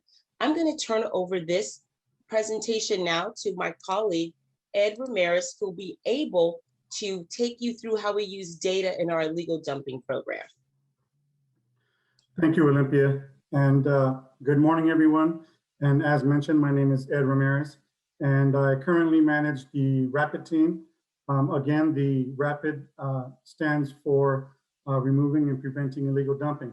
The program was established in mid-2016, where it began with just 2 maintenance staff and 1 supervisor.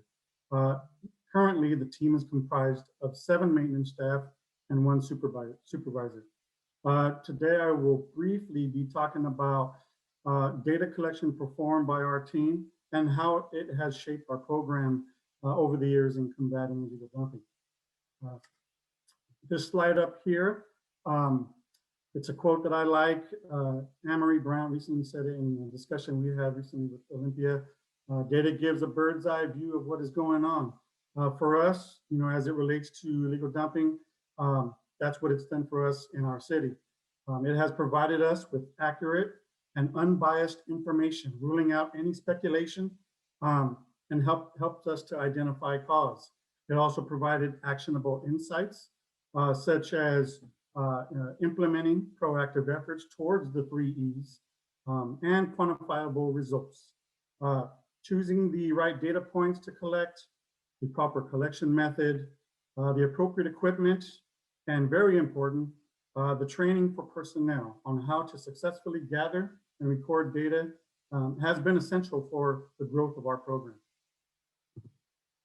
Let's see here. Next slide, please.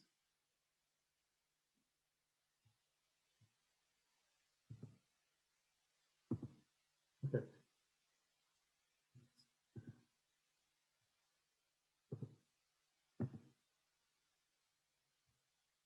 I'm sorry about that.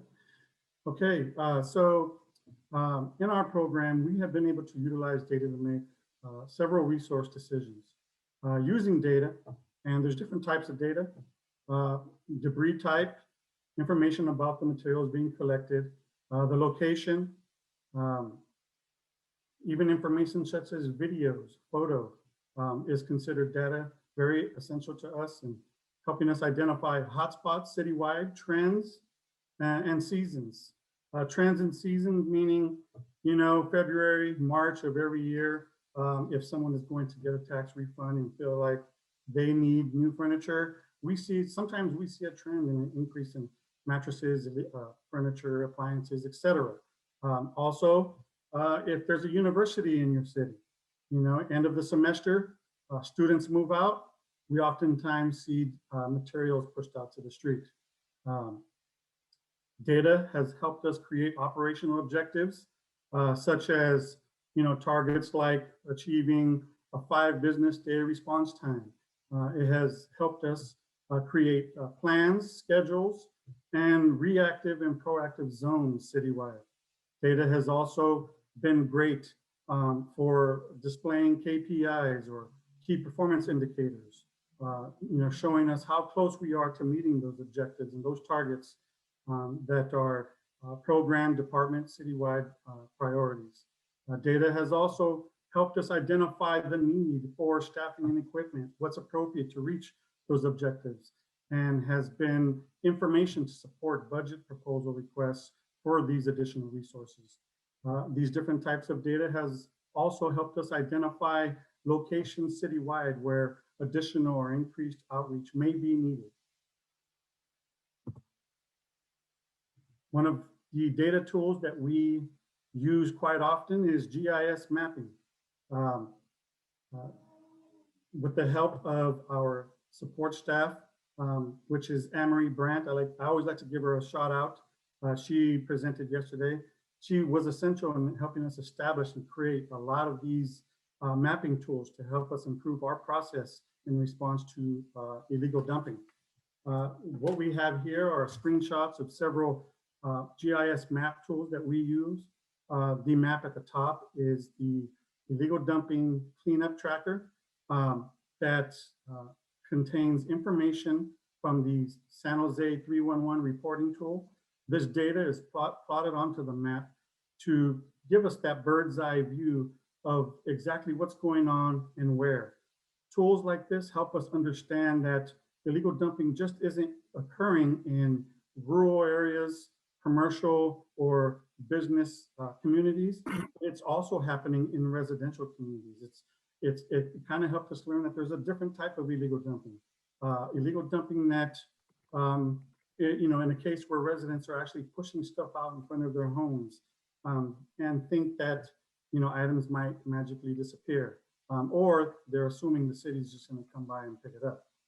So it kind of gives us an idea. A few years ago, looking at this map, we were able to see high volume areas more centralized throughout in the city. But nowadays, illegal dumping has spread out citywide. This image here of those red dots on that top map is just for the last 30 days, which is approximately 2,100 service requests for illegal dumping.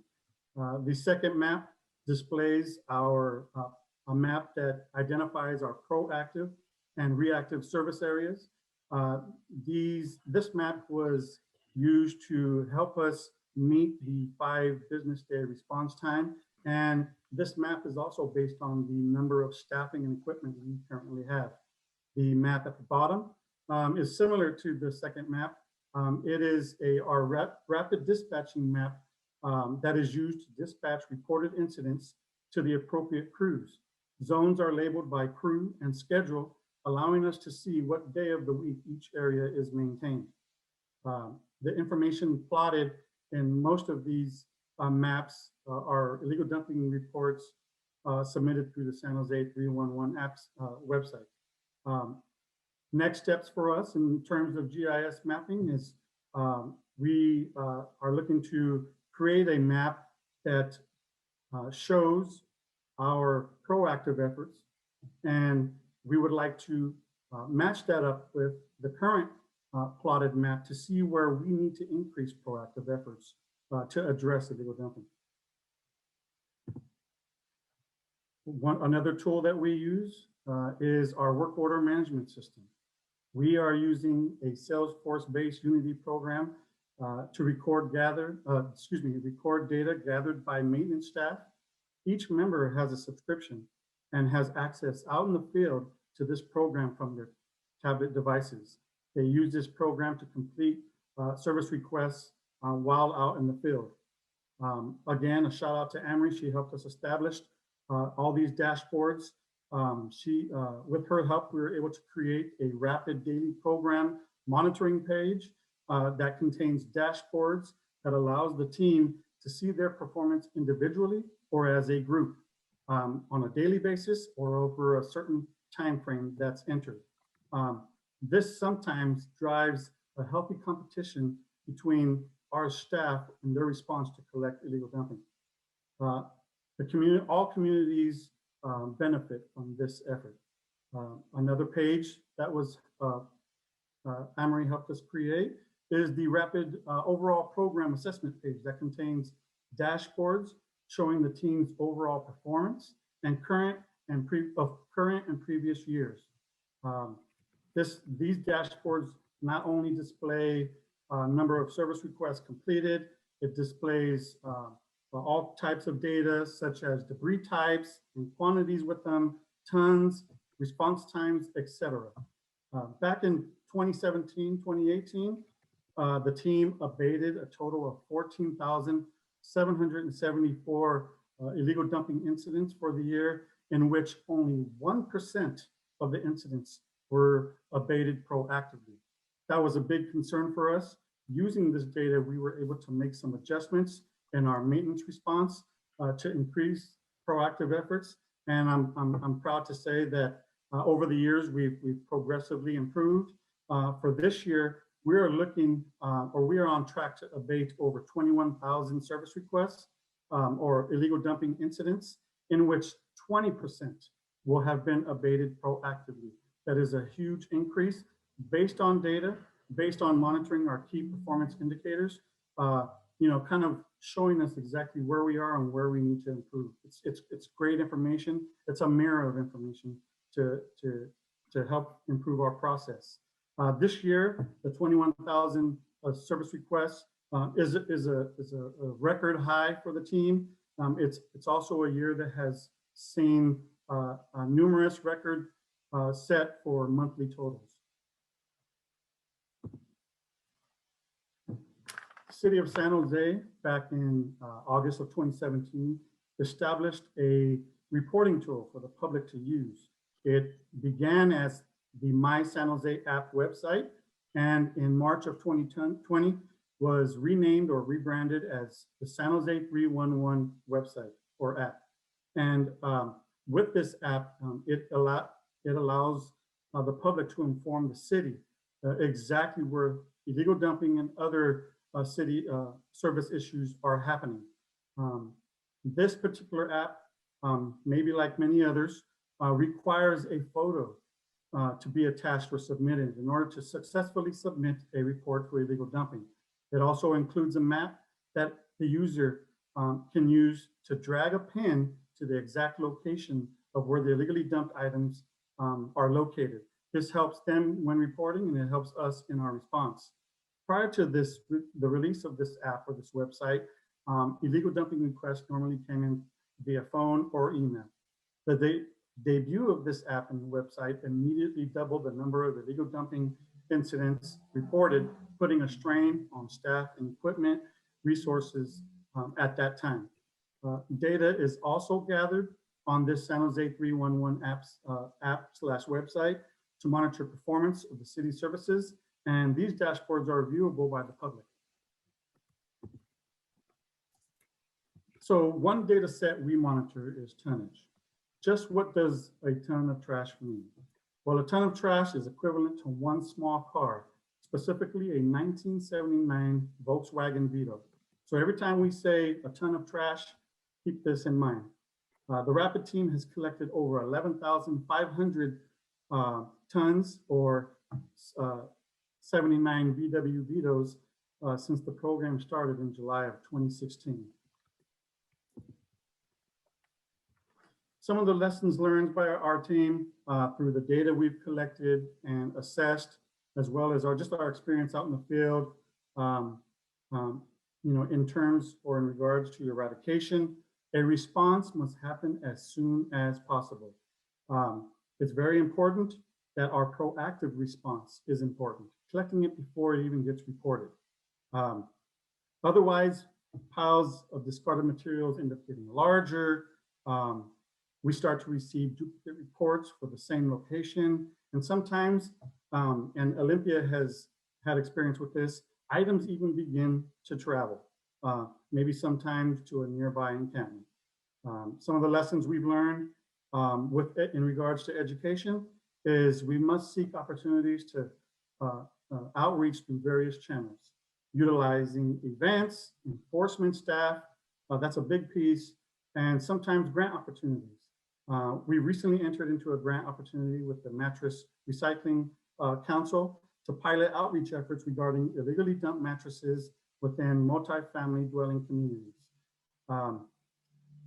And something that Amory mentioned yesterday, outreach not only needs to be issued, but it needs to be issued more frequently, not just one time to cover over 1, 2, or even sometimes 3 years. It must be repeatedly issued as a reminder, as the turnover rate for residents, whether they're homeowners or renters, is sometimes high and information gets lost. One of the other last pieces of information or things we've experienced or learned is in regards to enforcement.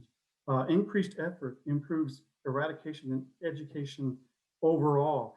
And I'm glad that Aaron went through that little schematic yesterday about the 3 E's and how they form the bridge. And without one, the others just won't exist, or it won't function properly. This is where we need to increase efforts. Resources are quickly used to eradicate illegal dumping for that quick resolution, but I think that more efforts need to be pushed into prevention, deterrence, and enforcement. Enforcement itself is a form of education. And with that, Olympia and I would like to thank Supervisor Miley, Aaron Armstrong, and the rest of the Alameda County Illegal Dumping Task Force for inviting us to speak today. It's been a tremendous experience so far. We're only halfway through day 2, but it's amazing. And if I may add a suggestion, some sort of a platform for peer exchange, so that all jurisdictions can exchange programs and information, so we can all learn from each other and tackle this together as a part of your task force overall effort. Thank you. Thank you so much, Ed and Olympia, for a fantastic conversation. I've got to say, we went down recently, and by recently, I mean last year, to actually see in person some of the facilities and data that San Jose is using, and it is just out of this world. This presentation really only felt like the tip of the iceberg. And so I'm going to encourage all of our participants who are here today, all 308 attendees who are watching on Zoom right now. If you have questions for Olympia and Ed, please use that Q&A feature down at the bottom of your screen. Olympia and Ed are going to be hanging out for the next few minutes, and they'll be answering some of those questions. And I already saw a lot of good ones in there for you. So I'll thank you both for your presentation today, and I'll let you get off to answering some of those questions. Thank you so much. It is now my absolute pleasure to welcome Monique Brackett, who is a management analyst for the City of Los Angeles Public Works in the Environmental Program Division. And she works for the residential trash section there, where she helps oversee solid waste collection contracts, participates in public works illegal dumping work groups, and is the lead on a project to establish sustainable trash collection systems in unincorporated Antelope Valley area. Welcome to the conference, Monique. Thank you. About 15 minutes. Okay, thank you. Good morning. As mentioned, my name is Monique Brackett, and I work for Los Angeles County Public Works in its Environmental Programs Division, Residential Trash Section.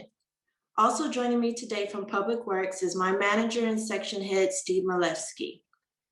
This presentation will cover garbage disposal districts, also known as GDDs, and how they have been viable solid waste collection systems for addressing illegal dumping in unincorporated Los Angeles County areas.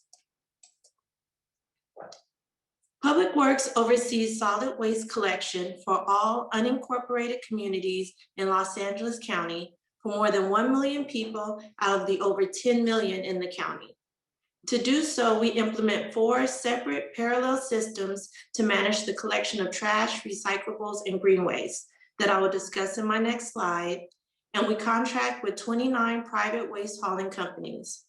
Out of the 4 systems, I will expand on garbage disposal districts, or GDDs, and explain how they have been instrumental in our efforts to combat illegal dumping.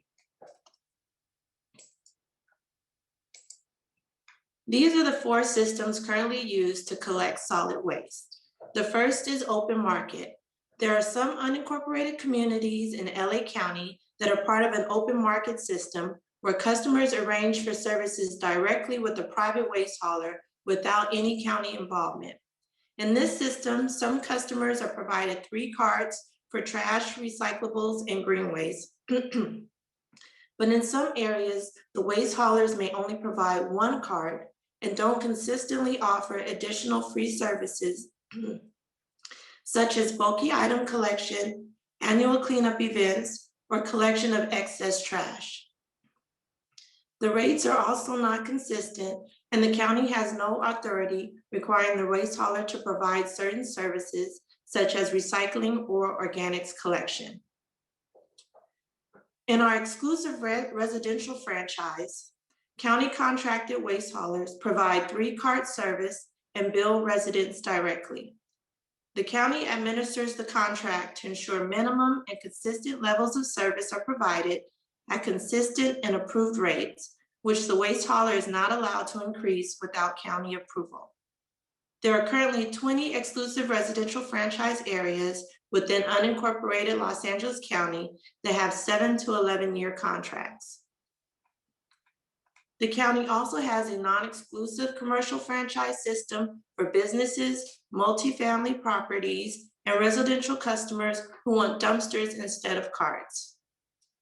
Private waste haulers are required to sign a franchise agreement with the county in order to provide waste collection services. Customers arrange and pay for these services directly to the waste hauler. The county oversees these waste collection activities to ensure minimum and consistent levels of service and quality customer service, as well as reviews and approves fees charged to customers. And we have garbage disposal districts that provides both curbside cart and dumpster services for residential and commercial customers within defined geographic areas.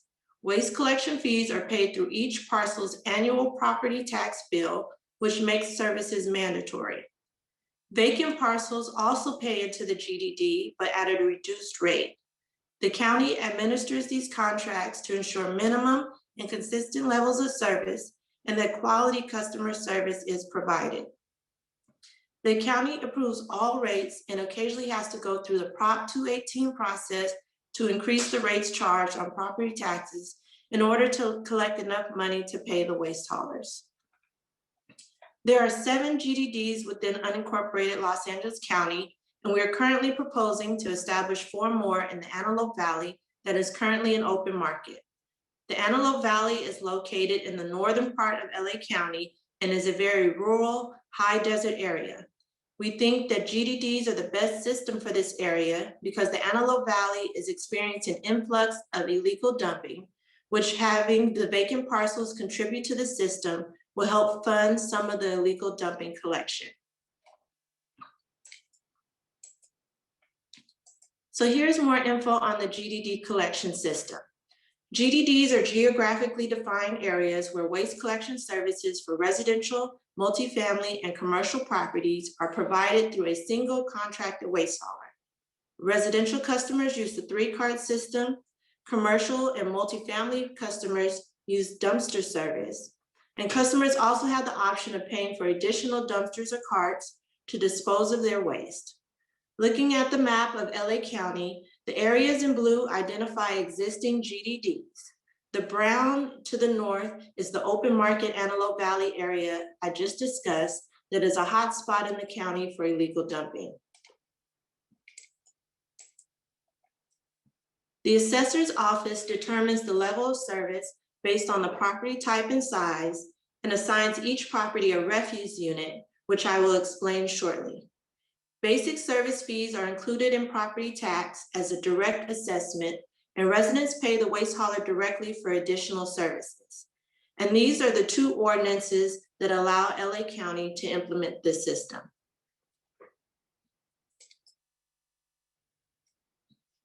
In a GDD, basic service includes the weekly collection of trash, recyclables, and green waste. It also includes bulky item collection, where residents can simply call in for free bulky item pickup throughout the year for unwanted items like furniture or appliances, items that are likely to be illegally dumped. GDDs also provide annual cleanup events where residents can place up to 20 items at their property line for collection, which gives residents an outlet to dispose of unwanted items they've collected and hopefully reduce illegal dumping. GDDs also provide additional collection of excess trash and green waste several times per year. And most relevant to the subject of this conference, GDDs direct the contracted waste hauler to collect illegal dumping from the public right of way. There are designated areas that have a history of illegal dumping that the waste hauler is is required to patrol daily and collect all illegally dumped items. We also have staff who patrol the GDDs and report illegal dumping using an app we created which tracks the reports. To the right is an image of the app we use. Once our staff identifies illegally dumped items, they mark it in the app and an email is sent automatically to the waste hauler for collection. And we also have a hotline where residents can report illegal dumping and the contracted waste hauler is directed to remove the items within 3 business days. Now I'll talk about the benefits of GDDs. The first is everyone participates. As mentioned earlier, all parcels participate in a GDD system, including vacant parcels. Each parcel is assigned refuse units by the assessor based on the property type and land use code. So I'm going to show you a breakdown of how that works. The assessor's office assigns a land use code to each parcel, which designates how many refuse units the parcel is allotted. For example, a single family residence is assessed 1 refuse unit, which means it's entitled to 1 set of trash, recyclables, and green waste carts. Small multifamily units like a duplex may be assessed 2 refuse units, meaning the property is allowed 2 sets of carts. But when it comes to large multifamily units or a commercial property that, for example, are assessed 6 refuse units, they have the choice of 6 sets of carts or a dumpster that's half the size of the refuse unit.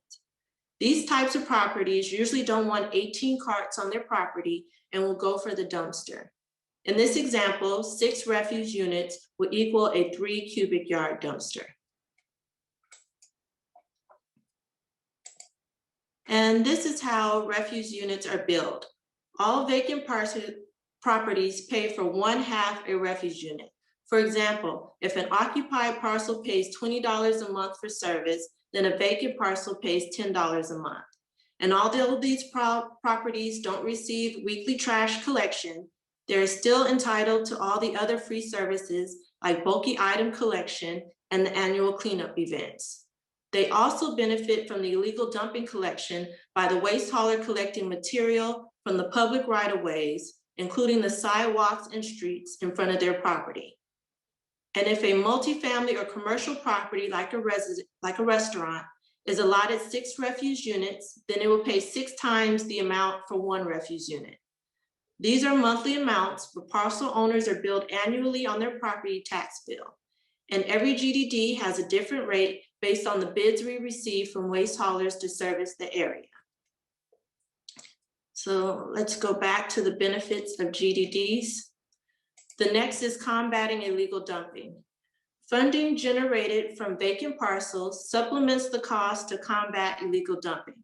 For example, revenues from vacant parcels help to fund the illegal dumping a waste hauler picks up for the month, either through sweeps of the area or from requests we receive through our illegal dumping hotline. When it comes to new law compliance, there are many waste reduction laws that require jurisdictions to have proper trash collection systems in place. As you may know, the most recent is Senate Bill 1383 that mandates organics collection for all organics generators. Because GDDs mandate all waste collection services, they help LA County to comply, whereas the open market system may not provide for recycling or organics collection, and the county has no authority to make these services available. And finally, the additional services that I mentioned earlier, like annual cleanup events and free bulky item collection, provides residents and businesses with convenient and free options to get rid of bulky and unwanted items that are usually illegally dumped. Why drive an old mattress to a nearby alley to dispose of it when you can have it picked up in front of your home for free?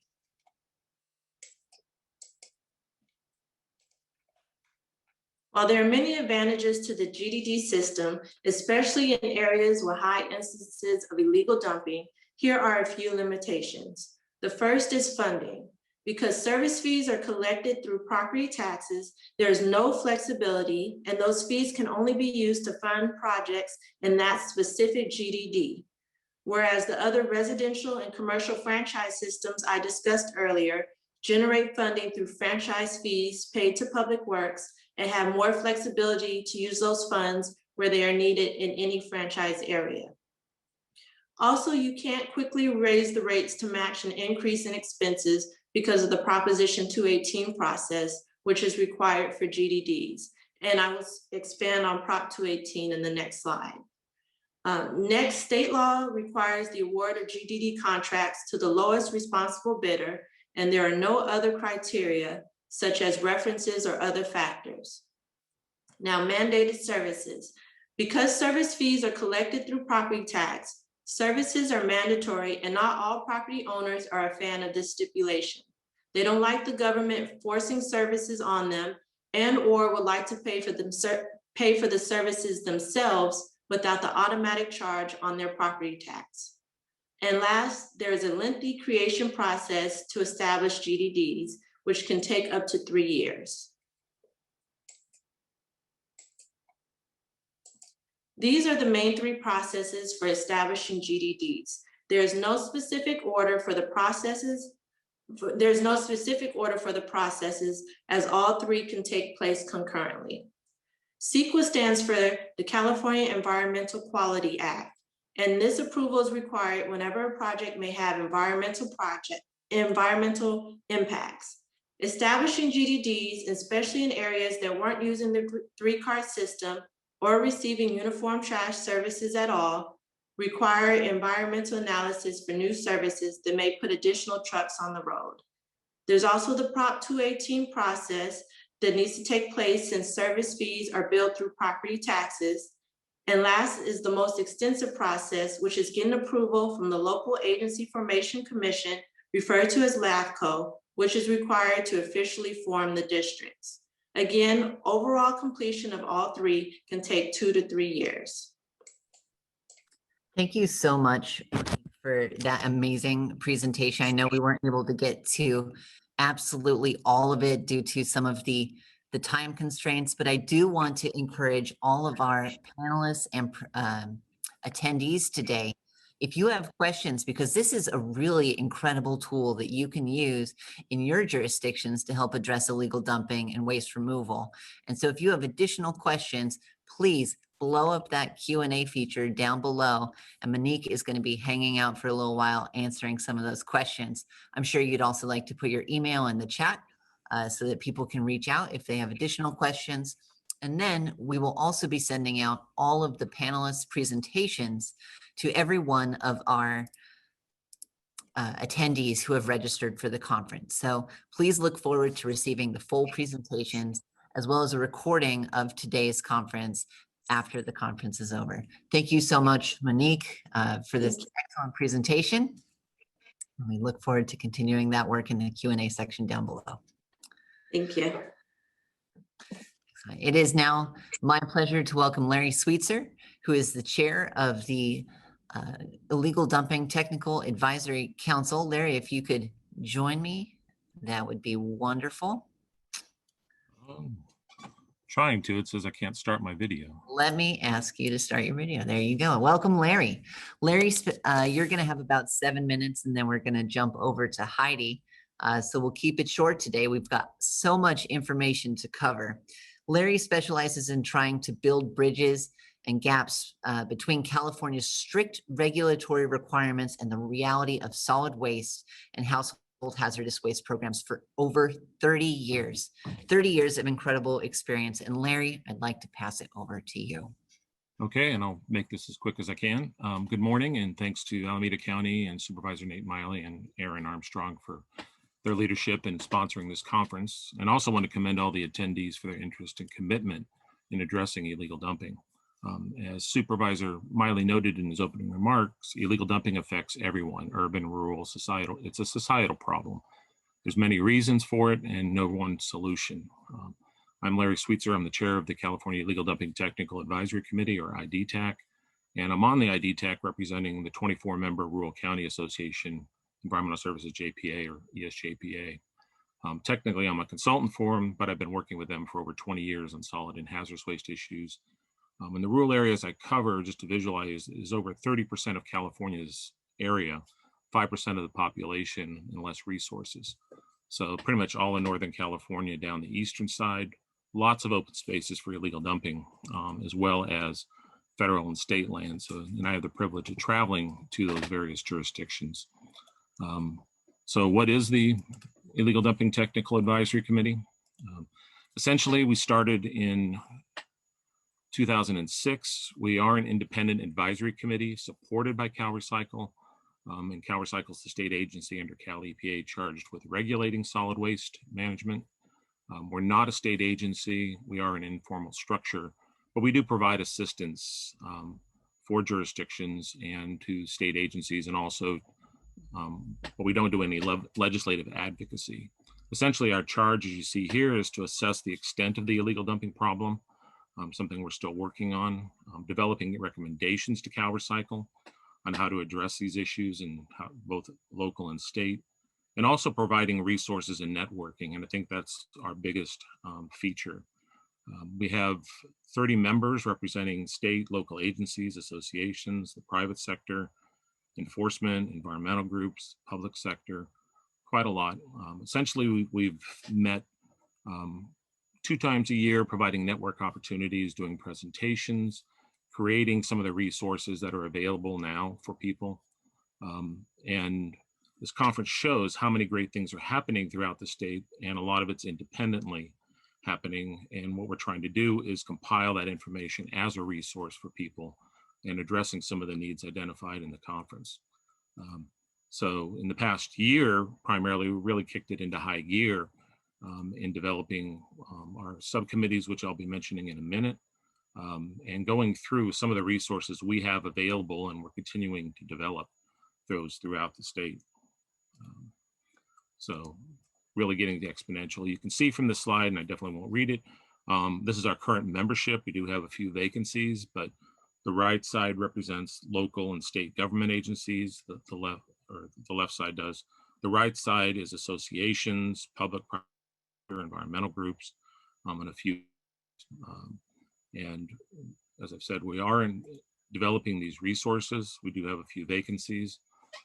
And above all, you'll see at the bottom there, Sharon Anderson. I'm going to give her a shout out. She's a retired annuitant. She spent 21 years with CalRecycle before moving on, and now they brought her back to help with us, and we owe her many, many thanks for her efforts. She and a few others at CalRecycle have been the foundation for the work that we do. So what we did is we did revise our work plan in 2020, and we created a number of subcommittees, enforcement, outreach, strategy, and standards, which I'll cover briefly. And the enforcement committee deals with compiling a lot of the enforcement tools, and a lot of what we're doing is parallel to what's happening with the Alameda Task Force. In fact, we have some of the same members. Looking at the laws, the regulations, the codes, ordinances, things that can be developed to help do that enforcement activities. Developing case studies, how to document evidence. Outreach, we're looking at education and outreach resources that are out there now, helping and facilitating community involvement, how to go about doing these things. Strategy, we're actually facilitating ideas on how to form local and regional partnerships, identifying funding sources. Doug Cobalt mentioned some of that this morning. He's the vice chair working with me in the committee. And also measures to determine program effectiveness. On the standards committee, we're actually developing a number of things. Primarily, one of the things we've just nearly completed is a data collection tool. We came up with a survey that will be used that I'll talk about in a little bit, as well as training standards. You've got people going out there cleaning up illegal piles. They need to do it safely. So how do they do that? There's different types of cleanup levels, different types of training requirements, and also some guidance on reporting and tracking illegal disposal. Similar to some of the things you've seen, we're compiling those resources. So some of our past efforts, there's our website. It is live. You can access that. We have our own illegal dumping toolbox. It focused on prevention, abatement, cleanup, and enforcement. We call it PACE. Also includes outreach. Presentations are posted there. I'll show you a little bit of what's available. Years ago, there was a local jurisdiction survey done to try to quantify the problems. Time to redo that survey and get information out there on how big a problem it is. There was a guidance document we created on rules of evidence that are needed to demonstrate the illegal dumping. And when you go to court, you need those evidence rules to be as ironclad, and we'll hear more about that tomorrow. There was some guides on refuse hauler service provider. I'm addressing that problem, a white paper basically dealing with addressing the problems of unregulated haulers, when people pay someone to come out and clean it up and they dump it on the side of the road, as we heard earlier, some tools on which you can use to deal with that. We also have a homeless encampment guide that was developed on cleaning up the guides. It's not designed to solve the problem of homeless encampments. This, as we know, is a very huge issue throughout the state. But it does, when you have to clean up those piles, it does provide some guidance for that. And that's one of the tools that we need to update as well. So some of our current efforts, we are looking at the need for a statewide messaging campaign, and also looking at revising our website. And we're constantly adding more tools to that. Sharon is leading that effort. And making those resources out there, letting people know there's a place to go to find information, so you don't have to reinvent the wheel. None of us have a lot of time to spare, so we're trying to make that a resource available. Messaging campaign, we're talking about how to develop a statewide message. When's the last time you saw something statewide on dealing with illegal dumping? It's time to have something out there and letting people know how big a problem it is. We've created a geomap locating where you can go locally, and I'll show you a slide of that in a second, where people can go to find information, who to contact on illegal dumping. That map has a lot of other potential to expand and use for other things as well, but a place to go to find out information that you need. And we're continuing to compile enforcement tools. A number of those will be talked about tomorrow. Cameras, as I mentioned, ordinances, rules, things that people can use to go out and enforce these, and tools that people can use to adapt those locally for your own situation, because there's no one answer that'll fit everything. We're also developing an illegal dumping collection survey, a simple survey, try to make it simple, which is hard to do nowadays, but coming up with information where people can put information in there on how much illegal dumping is going on, and we can compile and aggregate those numbers to quantify the problem. We all know it's bad, but how bad is it? So that's what that survey is going to do. We pretty much have finished the survey. Now we've got to find a way to host it and provide input that's easy for people to do. So it won't take them a lot of time, but we'll be able to start compiling how bad a problem we have in California. It'll also be able to be used on, once we know how bad it is, on funding and legislation efforts. The training I mentioned, there needs to be guidance on how to do this safely, as well as to make sure you preserve a scene for any evidence that may be needed. So we're developing those tools now. We're also, as someone had mentioned, as Ed had mentioned earlier, a peer exchange. We're about ready to launch our listserv that will develop that and be able to have an opportunity for people to communicate and share that. So we're making slow and steady progress, especially this last year, and trying to make more of these resources available so people have a place to go, so you don't have to reinvent that wheel. Here's an example of the GeoMap tool. You can go to it, you pull up on the map, locate the cursor on your jurisdiction. In this case, I did Alameda County. It tells you a phone number to call, something very simple, but trying to develop that statewide to let you know every single county, every jurisdiction where people can go takes a lot of effort to come up with such a simple tool. And we have that there, and there's ability to expand that tool. So in keeping with the theme of today for eradication, here's just a sample of some of the information that we have available on the website, just on these areas of prevention, abatement, and cleanup. You see all the blue on there. Those are links to other things, ordinances, contracts, alternative collection programs, abatement efforts, as well as identifying locations for cleanup, resources. All of that is available out there. And we're continuing to enhance that to address the problem that we all see of illegal dumping. So we are looking for more input. If people have ideas, by all means, go to that website, let us know. On that, our website has a link to provide that feedback to it, or they can provide it to Sharon or I directly. Thank you so much, Larry. And if we could have you post that link into the chat so that all of our attendees today have the opportunity to visit that website and find out more. Really appreciate this presentation and an introduction to the Illegal Dumping Technical Advisory Council. And Heidi, I'm now going to pass it over to you.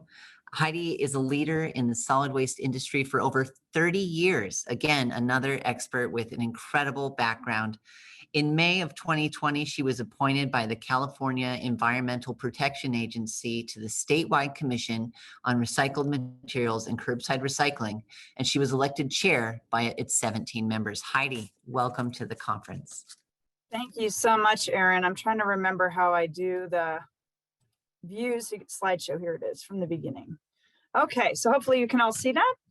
I'll go fast. I know time is short. Thank you again so much. And Supervisor Miley and I go way back. And we're both the kind of people that, you know, the grass doesn't grow under our feet. We like to get out there and do stuff, not just talk about it. So I'm so happy to be with you on this Earth Day, because this has been something that actually, even as a child, bothered me. I got into this field, I think, because I was so taken with the litter, and I would go pick up the litter in the park. So even children know, as has been talked before, you don't want to have them growing up in an area where they think this is normal to have this kind of litter. So who's the National Stewardship Action Council? I actually am the founding director of the California Product Stewardship Council in 2007, and then formed the National Stewardship Action Council in 2015. So we are now almost 7 years old already, and we're a national nonprofit that's a 501c4, so we can lobby a lot. And our vision is bigger than producer responsibility, but our vision is that we attain a circular economy through collaboration and sometimes through legislation and producer responsibility. But what I want to say very clearly is illegal dumping is a sign that our system is not circular, and we have a long way to go. So to me, this is blight that is caused by a system that is not working. So how do we get it to work? Well, first of all, we have to be inclusive, not only on, you know, what we're doing, but who we're doing it with, and making sure we're all as organizations and everyone, we're representing the whole of the community. So last year, our board decided we were not as representative as we should be, and we went out and actually asked for people of different diverse backgrounds. We're very pleased that we obtained 5 new members, 4 of which are people of color and have different backgrounds. So we're very excited about that. And we believe we have to work together to achieve these goals. And illegal dumping clearly is disproportionately impacting the poor communities, which of course has been going on forever, and it's got to stop. Absolutely has to stop. So I'm glad we're all together today to work on this, not just talk about it, but to leave here with tools so we can all go back and do more about to end it. Our system now is linear. We make things, we take them and we use them, and we create waste. We are not doing cradle to cradle. We're doing cradle to grave. And the grave, unfortunately, with illegal dumping is the streets. And I want to get back to focusing on, you know, where do we want to go? And that is the circular economy. Well, Ellen MacArthur Foundation is really the thought leader in the space. And they say that to achieve a circular economy, we have to design out waste and pollution. We have to keep products and materials in use. And we need to go back and fix what we broke when it comes to natural systems. We must go back and regenerate them. So we've got, and illegal dumping is affected by all of this. But this really started my passion with Alameda County back in the really 2010, when we started talking about what to do with pharmaceuticals and needles that were littering the streets. And we passed the first in the nation ordinance on EPR, producer responsibility. Of course, it was sued all the way to the U.S. Supreme Court by Pharma, and Alameda won. And so here's, I'm pictured with Supervisor Miley and Supervisor Carson, both who, you know, first led the passage of the pharmaceutical ordinance. Supervisor Miley and then Carson led the charge on the needles. And this was first in the nation, absolutely groundbreaking. Now, multiple states have these bills passed and others in play. And what I wanted to say, why we're seeing so much activity around waste management this year is because I believe a lot is due to the fact that when I was still a CPSC, I had us join the California Foundation for the Environment and the Economy, which takes legislators on study trips. And we wanted to take them to Canada to see how they were going to drive a circular economy, how they were dealing with illegal dumping. And we did that, our first study trip. This is a picture of us at a plastics recycling facility in Vancouver, British Columbia, with far right is Jared Blumenfeld from Cal EPA, and legislators all throughout, even our state treasurer, Fiona Ma, there in the middle, and I'm off to the left with a very crooked hat. But this led to a lot of discussion about the legislators. They really started to understand what we were doing. And then we did a second trip, and we're doing our third trip this July, and we're going to feature illegal dumping when we're in Vancouver and Ontario, Canada. These legislators come back invigorated to help, and I really want them to understand the problems around illegal dumping. And hopefully, I invited Supervisor Miley, hopefully he can come, but I don't know. But it would be great to have a supervisor there. So very quickly, we've got a bill on mattresses. It was based out of the whole bill passed because of this addressing of illegal dumping of mattresses. There's good news recently. There's 32 new sites accepting commercial volumes over that in 2020, and a 46% increase from the previous year in collections. But what's the big problem? If you charge people for things at end of life, what are they going to do? They don't have money. They have no choice. They legally dump. So especially in Alameda, unfortunately, there's facilities that are still charging literally, I think it was $65 a mattress, and that will definitely drive illegal dumping. So we have to get back to these programs and make sure if we're going to charge a fee at beginning of life, there should be absolutely no fee at end of life, because that's why we have illegal dumping. People just can't or won't pay. We have a tire program, and I started working on this with Supervisor Miley when he said, help me with these producers of the tires and the roofing shingles and the stuff that's getting illegally dumped all over the county. We have a tire program. So why do we have so many tires on the streets? Because it doesn't work for illegal dumping, because the fee that we're charging consumers is going to grants and loans to help clean up illegally dumped stuff, but it's not really going to pay to recycle the tires. And there's no cost recovery by local governments or waste facilities. So that program is not working, and we need to go back and fix it. How could we fix it? Well, there you go. So we're going to learn in Canada this year that they have a tire producer responsibility program. It's working very well. And because it works well, it's circular and you don't end up with illegal dumping. So we're going to learn a lot more about this later, and I know we're short on time. But to talk about the commission, I'm one of now 16 and was 17 commissioners, and I'm chair. We had also County Supervisor from Alameda Valle. He's the vice chair. And we've got a lot of things we're discussing and recommendations we've given to Cal Recycle, Cal EPA, and the legislators. They are taking us up on many of them. There's lots of bills that are directly coming out of our work. And we are discussing C&D, which is a lot of what's illegally dumped. Drywall, tires, roofing, shingles, to name a few. And at the commission, I'm on the 2-person subcommittee working on C&D, and we are meeting and having regular monthly discussions with all 3 manufacturing groups. And we've talked to Caltrans about using the tires and the shingles and roads, et cetera, and how to broaden those things and even provide more grants for them. So watch this space. You can follow the commission using the link. It's on the Cal Recycle website. No recommendations yet, but I suspect some will be coming. And if you have suggestions for us, please let us know. And you can follow the commission. There's a listserv on that link there on the Cal Recycle page. And I do want to say on Earth Day, I got a $50,000 match grant. So if anybody's interested in donating, now's a great time because you can double your impact. So you can follow us on social media. You can join us. But this is a national thing. We are integrating with other legislators from across the country and even North America and Canada. And illegal dumping should be part of our discussion on waste management because it's a result of a system that is not working. So thank you so much for having me. I know you've got to go, so I'll turn it back to Erin. Thank you so much, Heidi, and for all of the work that you do at the National Stewardship Action Council. You've been an excellent partner with the task force in our attempt to address illegal dumping through those 3 E's, and we absolutely appreciate all of the expertise that you bring to the table. So thank you very much for bringing that here to the conference today. I'd now like to bring up our final speaker for our eradication section, and we're very excited to welcome Todd Ninehouse from Waste Management. Todd, give me one moment. I'm going to ask you to start your video. Nice to see you, Todd. Todd is the Senior District Director at Waste Management of Alameda County, where he oversees more than 300 employees in dozens of departments who work together to collect trash, recycling, and organics from more than 500,000 residents and thousands of businesses in Alameda County communities.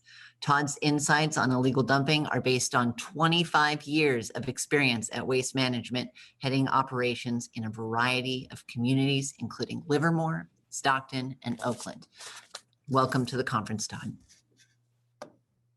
Well, good morning, everybody. Let's see here if I can get my screen up.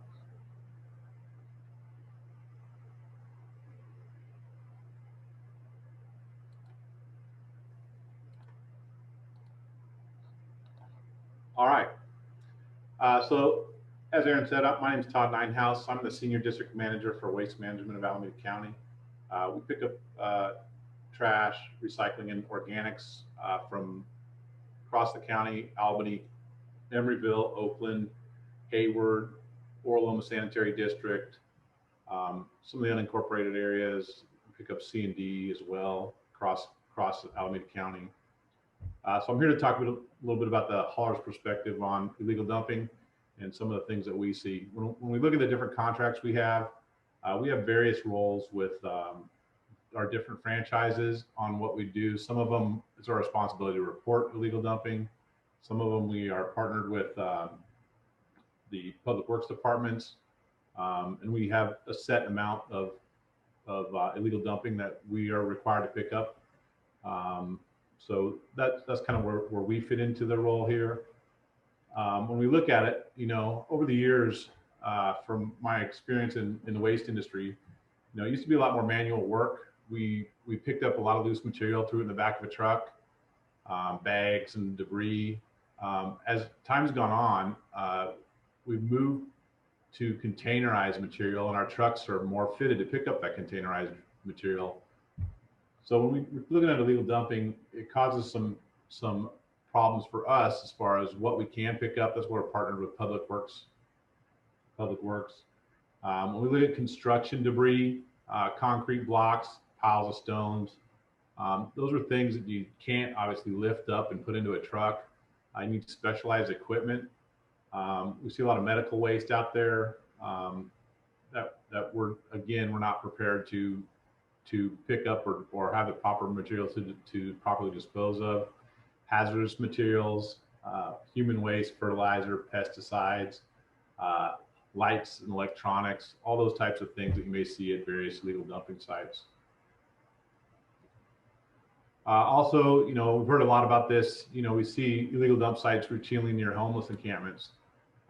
Whether some of that material is created from the homeless encampment, or a lot of times you see folks that are dumping it there, as has been discussed, thinking they're helping out the people at the homeless encampment by dropping off this material at that location. There's a lot of times this isn't something that we can necessarily handle. There's additional resources that need to be done, that need to go along with the homeless encampment. You have folks that some of this stuff is their belongings. They obviously don't want someone to come in and pick it up. As I talked about earlier, a little bit earlier, we are designed for collecting containerized wastes, and our trucks have been, over the years, more suited to handle that material in containers. Bulky waste pickups, we do pick up bulky waste by hand, self-contained large objects, recycle things like tires, mattresses, appliances, electronics.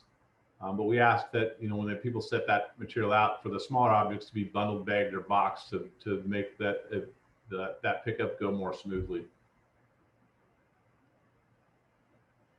So some of the challenges we see with the system, we have set appointments that we do in a lot of our cities. Some of the challenges with the appointment system, and we've heard about it with some of the other cities, someone calls in and says, hey, here's this legal dumping site. As you can see from a typical day that we kind of plot on a map from a day that we picked up materials in Oakland, it spread up that crew all across the city, picking up different locations. We may go to a stop and pick up what was reported in. There may be more dumping down the street. Then the residents left wondering why we didn't stop and pick that up as well, because we're focused on picking up the ones that were called in and on the appointment. Sometimes there can be a delay to get that information. So the dumping site grows, has more material that's left out there. As I said, there could be other materials that we may not be able to handle that end up at that site and cause frustration for the residents, because they don't understand why we come by, pick up this certain location, and then continue on.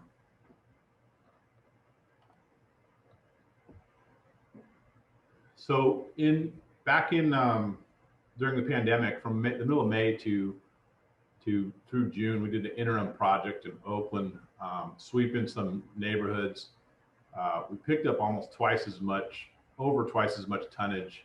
On average, when we go to collect certain locations, we pick up about a ton a day. When we did this sweep program, we picked up about 2.5 tons a day per truck. So we went through the neighborhoods and picked up all these different sites. Some of these locations, during that program, we picked up about 358 tons. The sad thing is we can go back to a lot of these locations and find that they look a lot the same as to when we were there picking up that material, and within short order, as you get those locations where people get used to someone coming and cleaning it up, it becomes a regular site for dumping, because they assume someone's going to come and pick it up. I talked about this. We picked up as much as 70 tons in a day, about 2.5 tons more per truck per day when we did that pilot program in Oakland, sweeping the area.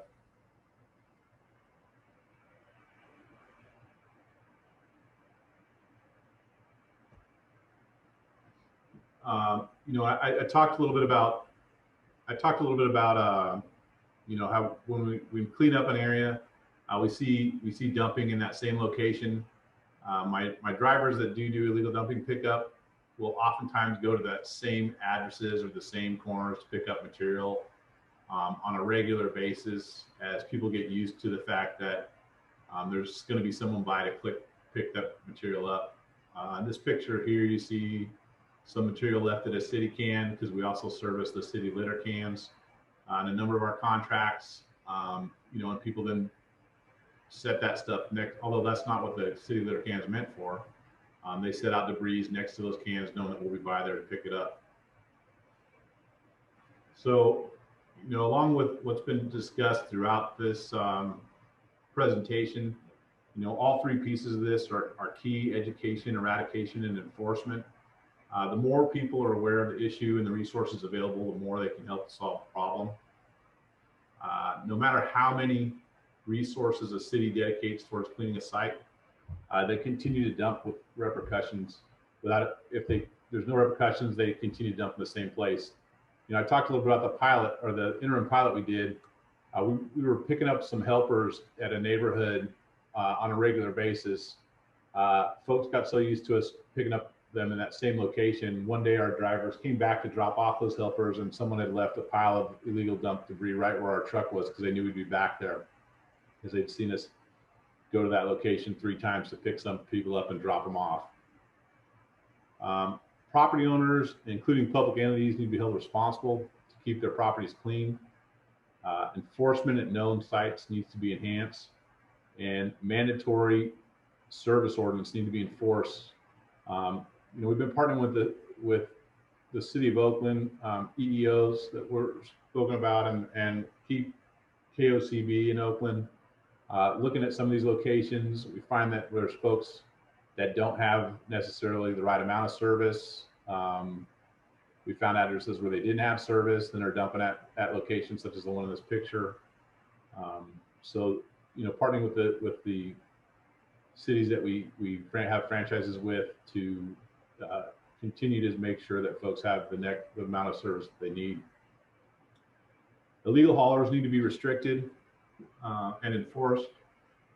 We've seen from small pickup trucks doing cleanups where they go and dump that material on the street, to just a couple weeks ago, our public sector manager showed me a video. She was out on the weekend, and a roll-off truck, licensed roll-off truck, advertisement on the side,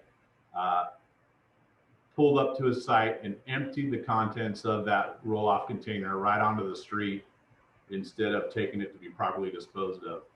So it goes from anywhere from small folks, you know, folks or businesses that are putting stuff out, to folks that have small cleanup businesses that aren't disposing of it correctly, to those, you know, businesses, registered businesses who are cutting costs by not properly disposing or potentially charging their customers to dump that material and then finding ways to make extra money by disposing of it on the street.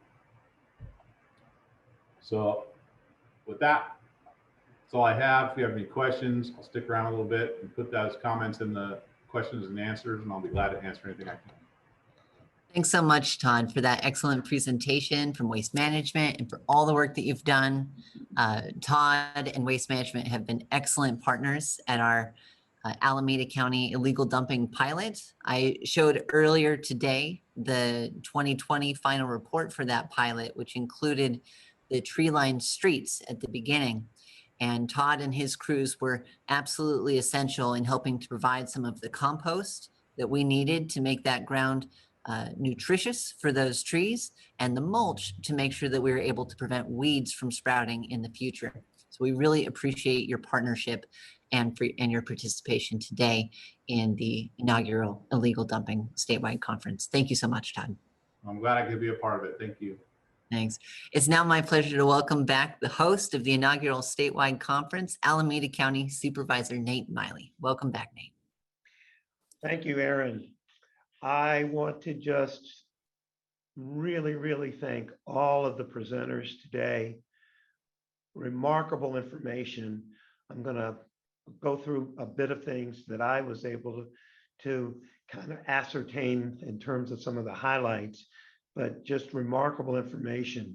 I also like to say, I want to thank all the attendees. We have probably nearly 400 attendees on Zoom and Facebook Live today for this second day of the conference.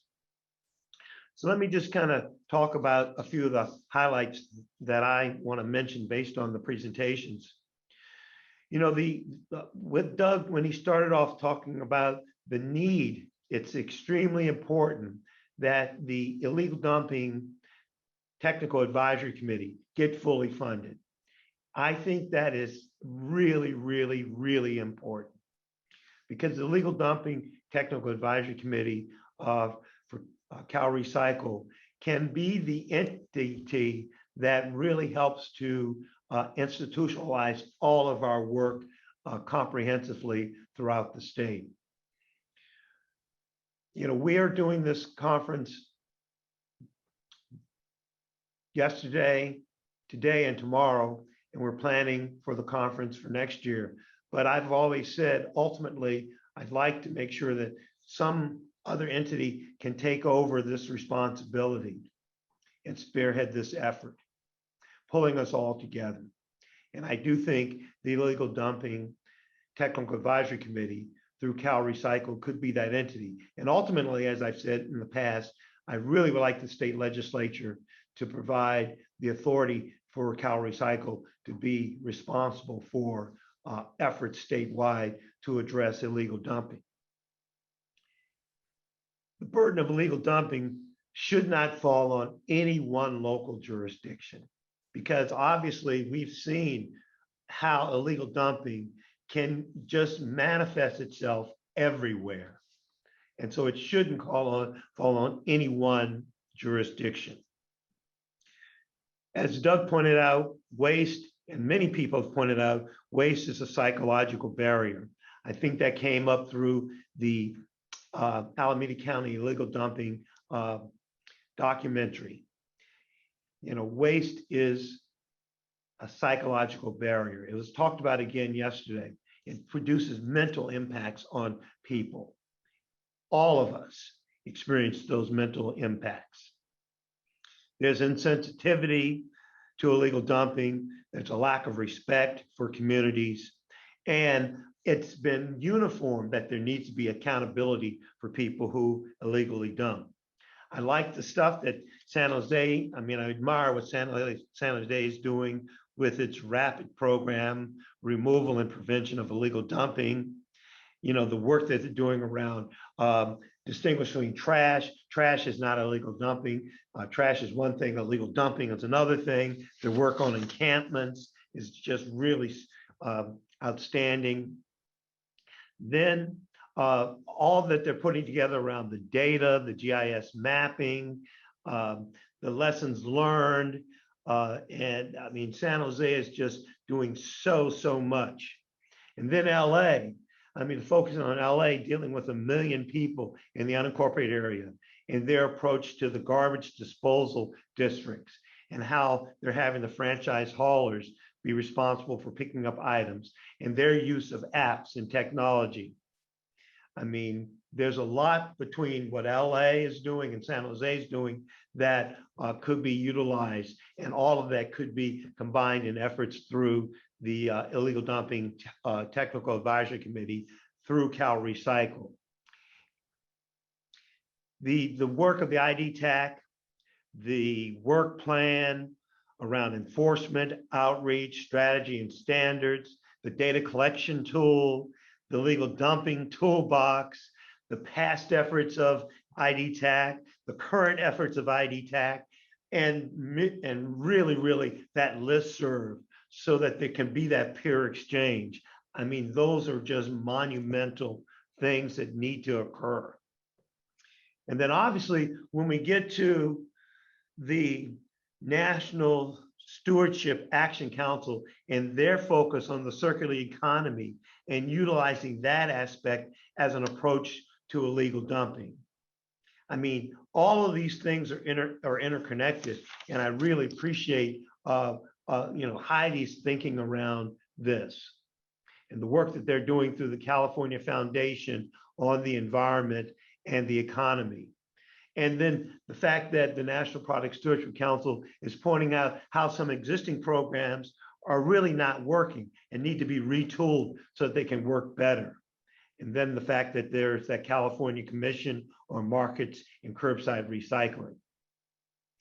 And then finally, our final speaker who talked about what waste management is doing, and they just once again reiterated how illegal dumping, the construction debris, the medical waste, the hazardous waste, all of those, that characterization of illegal dumping. And illegal dumping, as was pointed out by Todd, everyone's problem.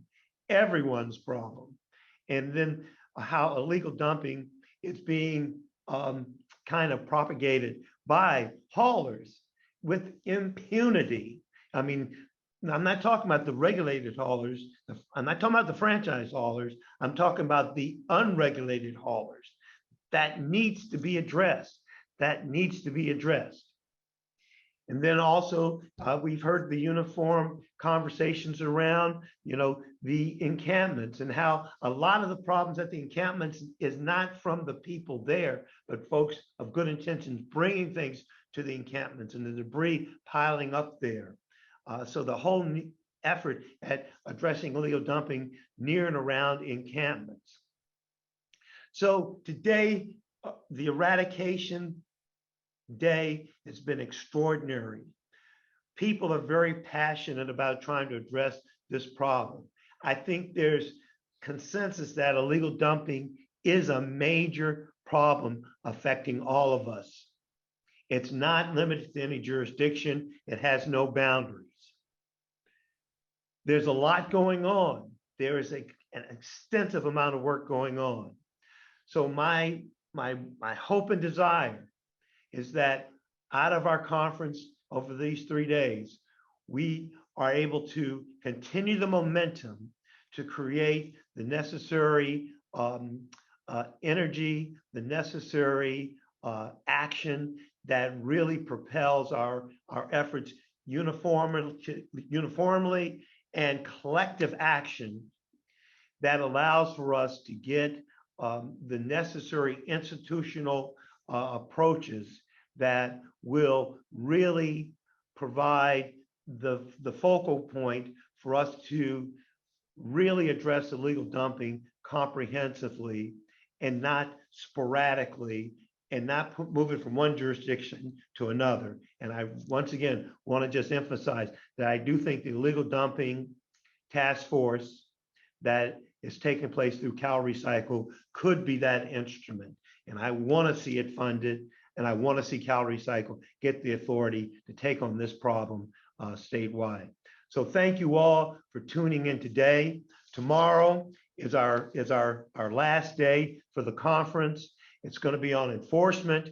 We've got a lot of stuff coming to us from enforcement tomorrow. We have a lot of good speakers tomorrow on enforcement for day 3. I want to thank our sponsors once again, our title sponsor, California Waste Solutions. You know, we heard from California Waste Solutions today. They weren't able to show their PowerPoint, but we will have that available for everyone to see. And as Aaron pointed out, all the PowerPoints, everything's being recorded, and everybody can access all of this information.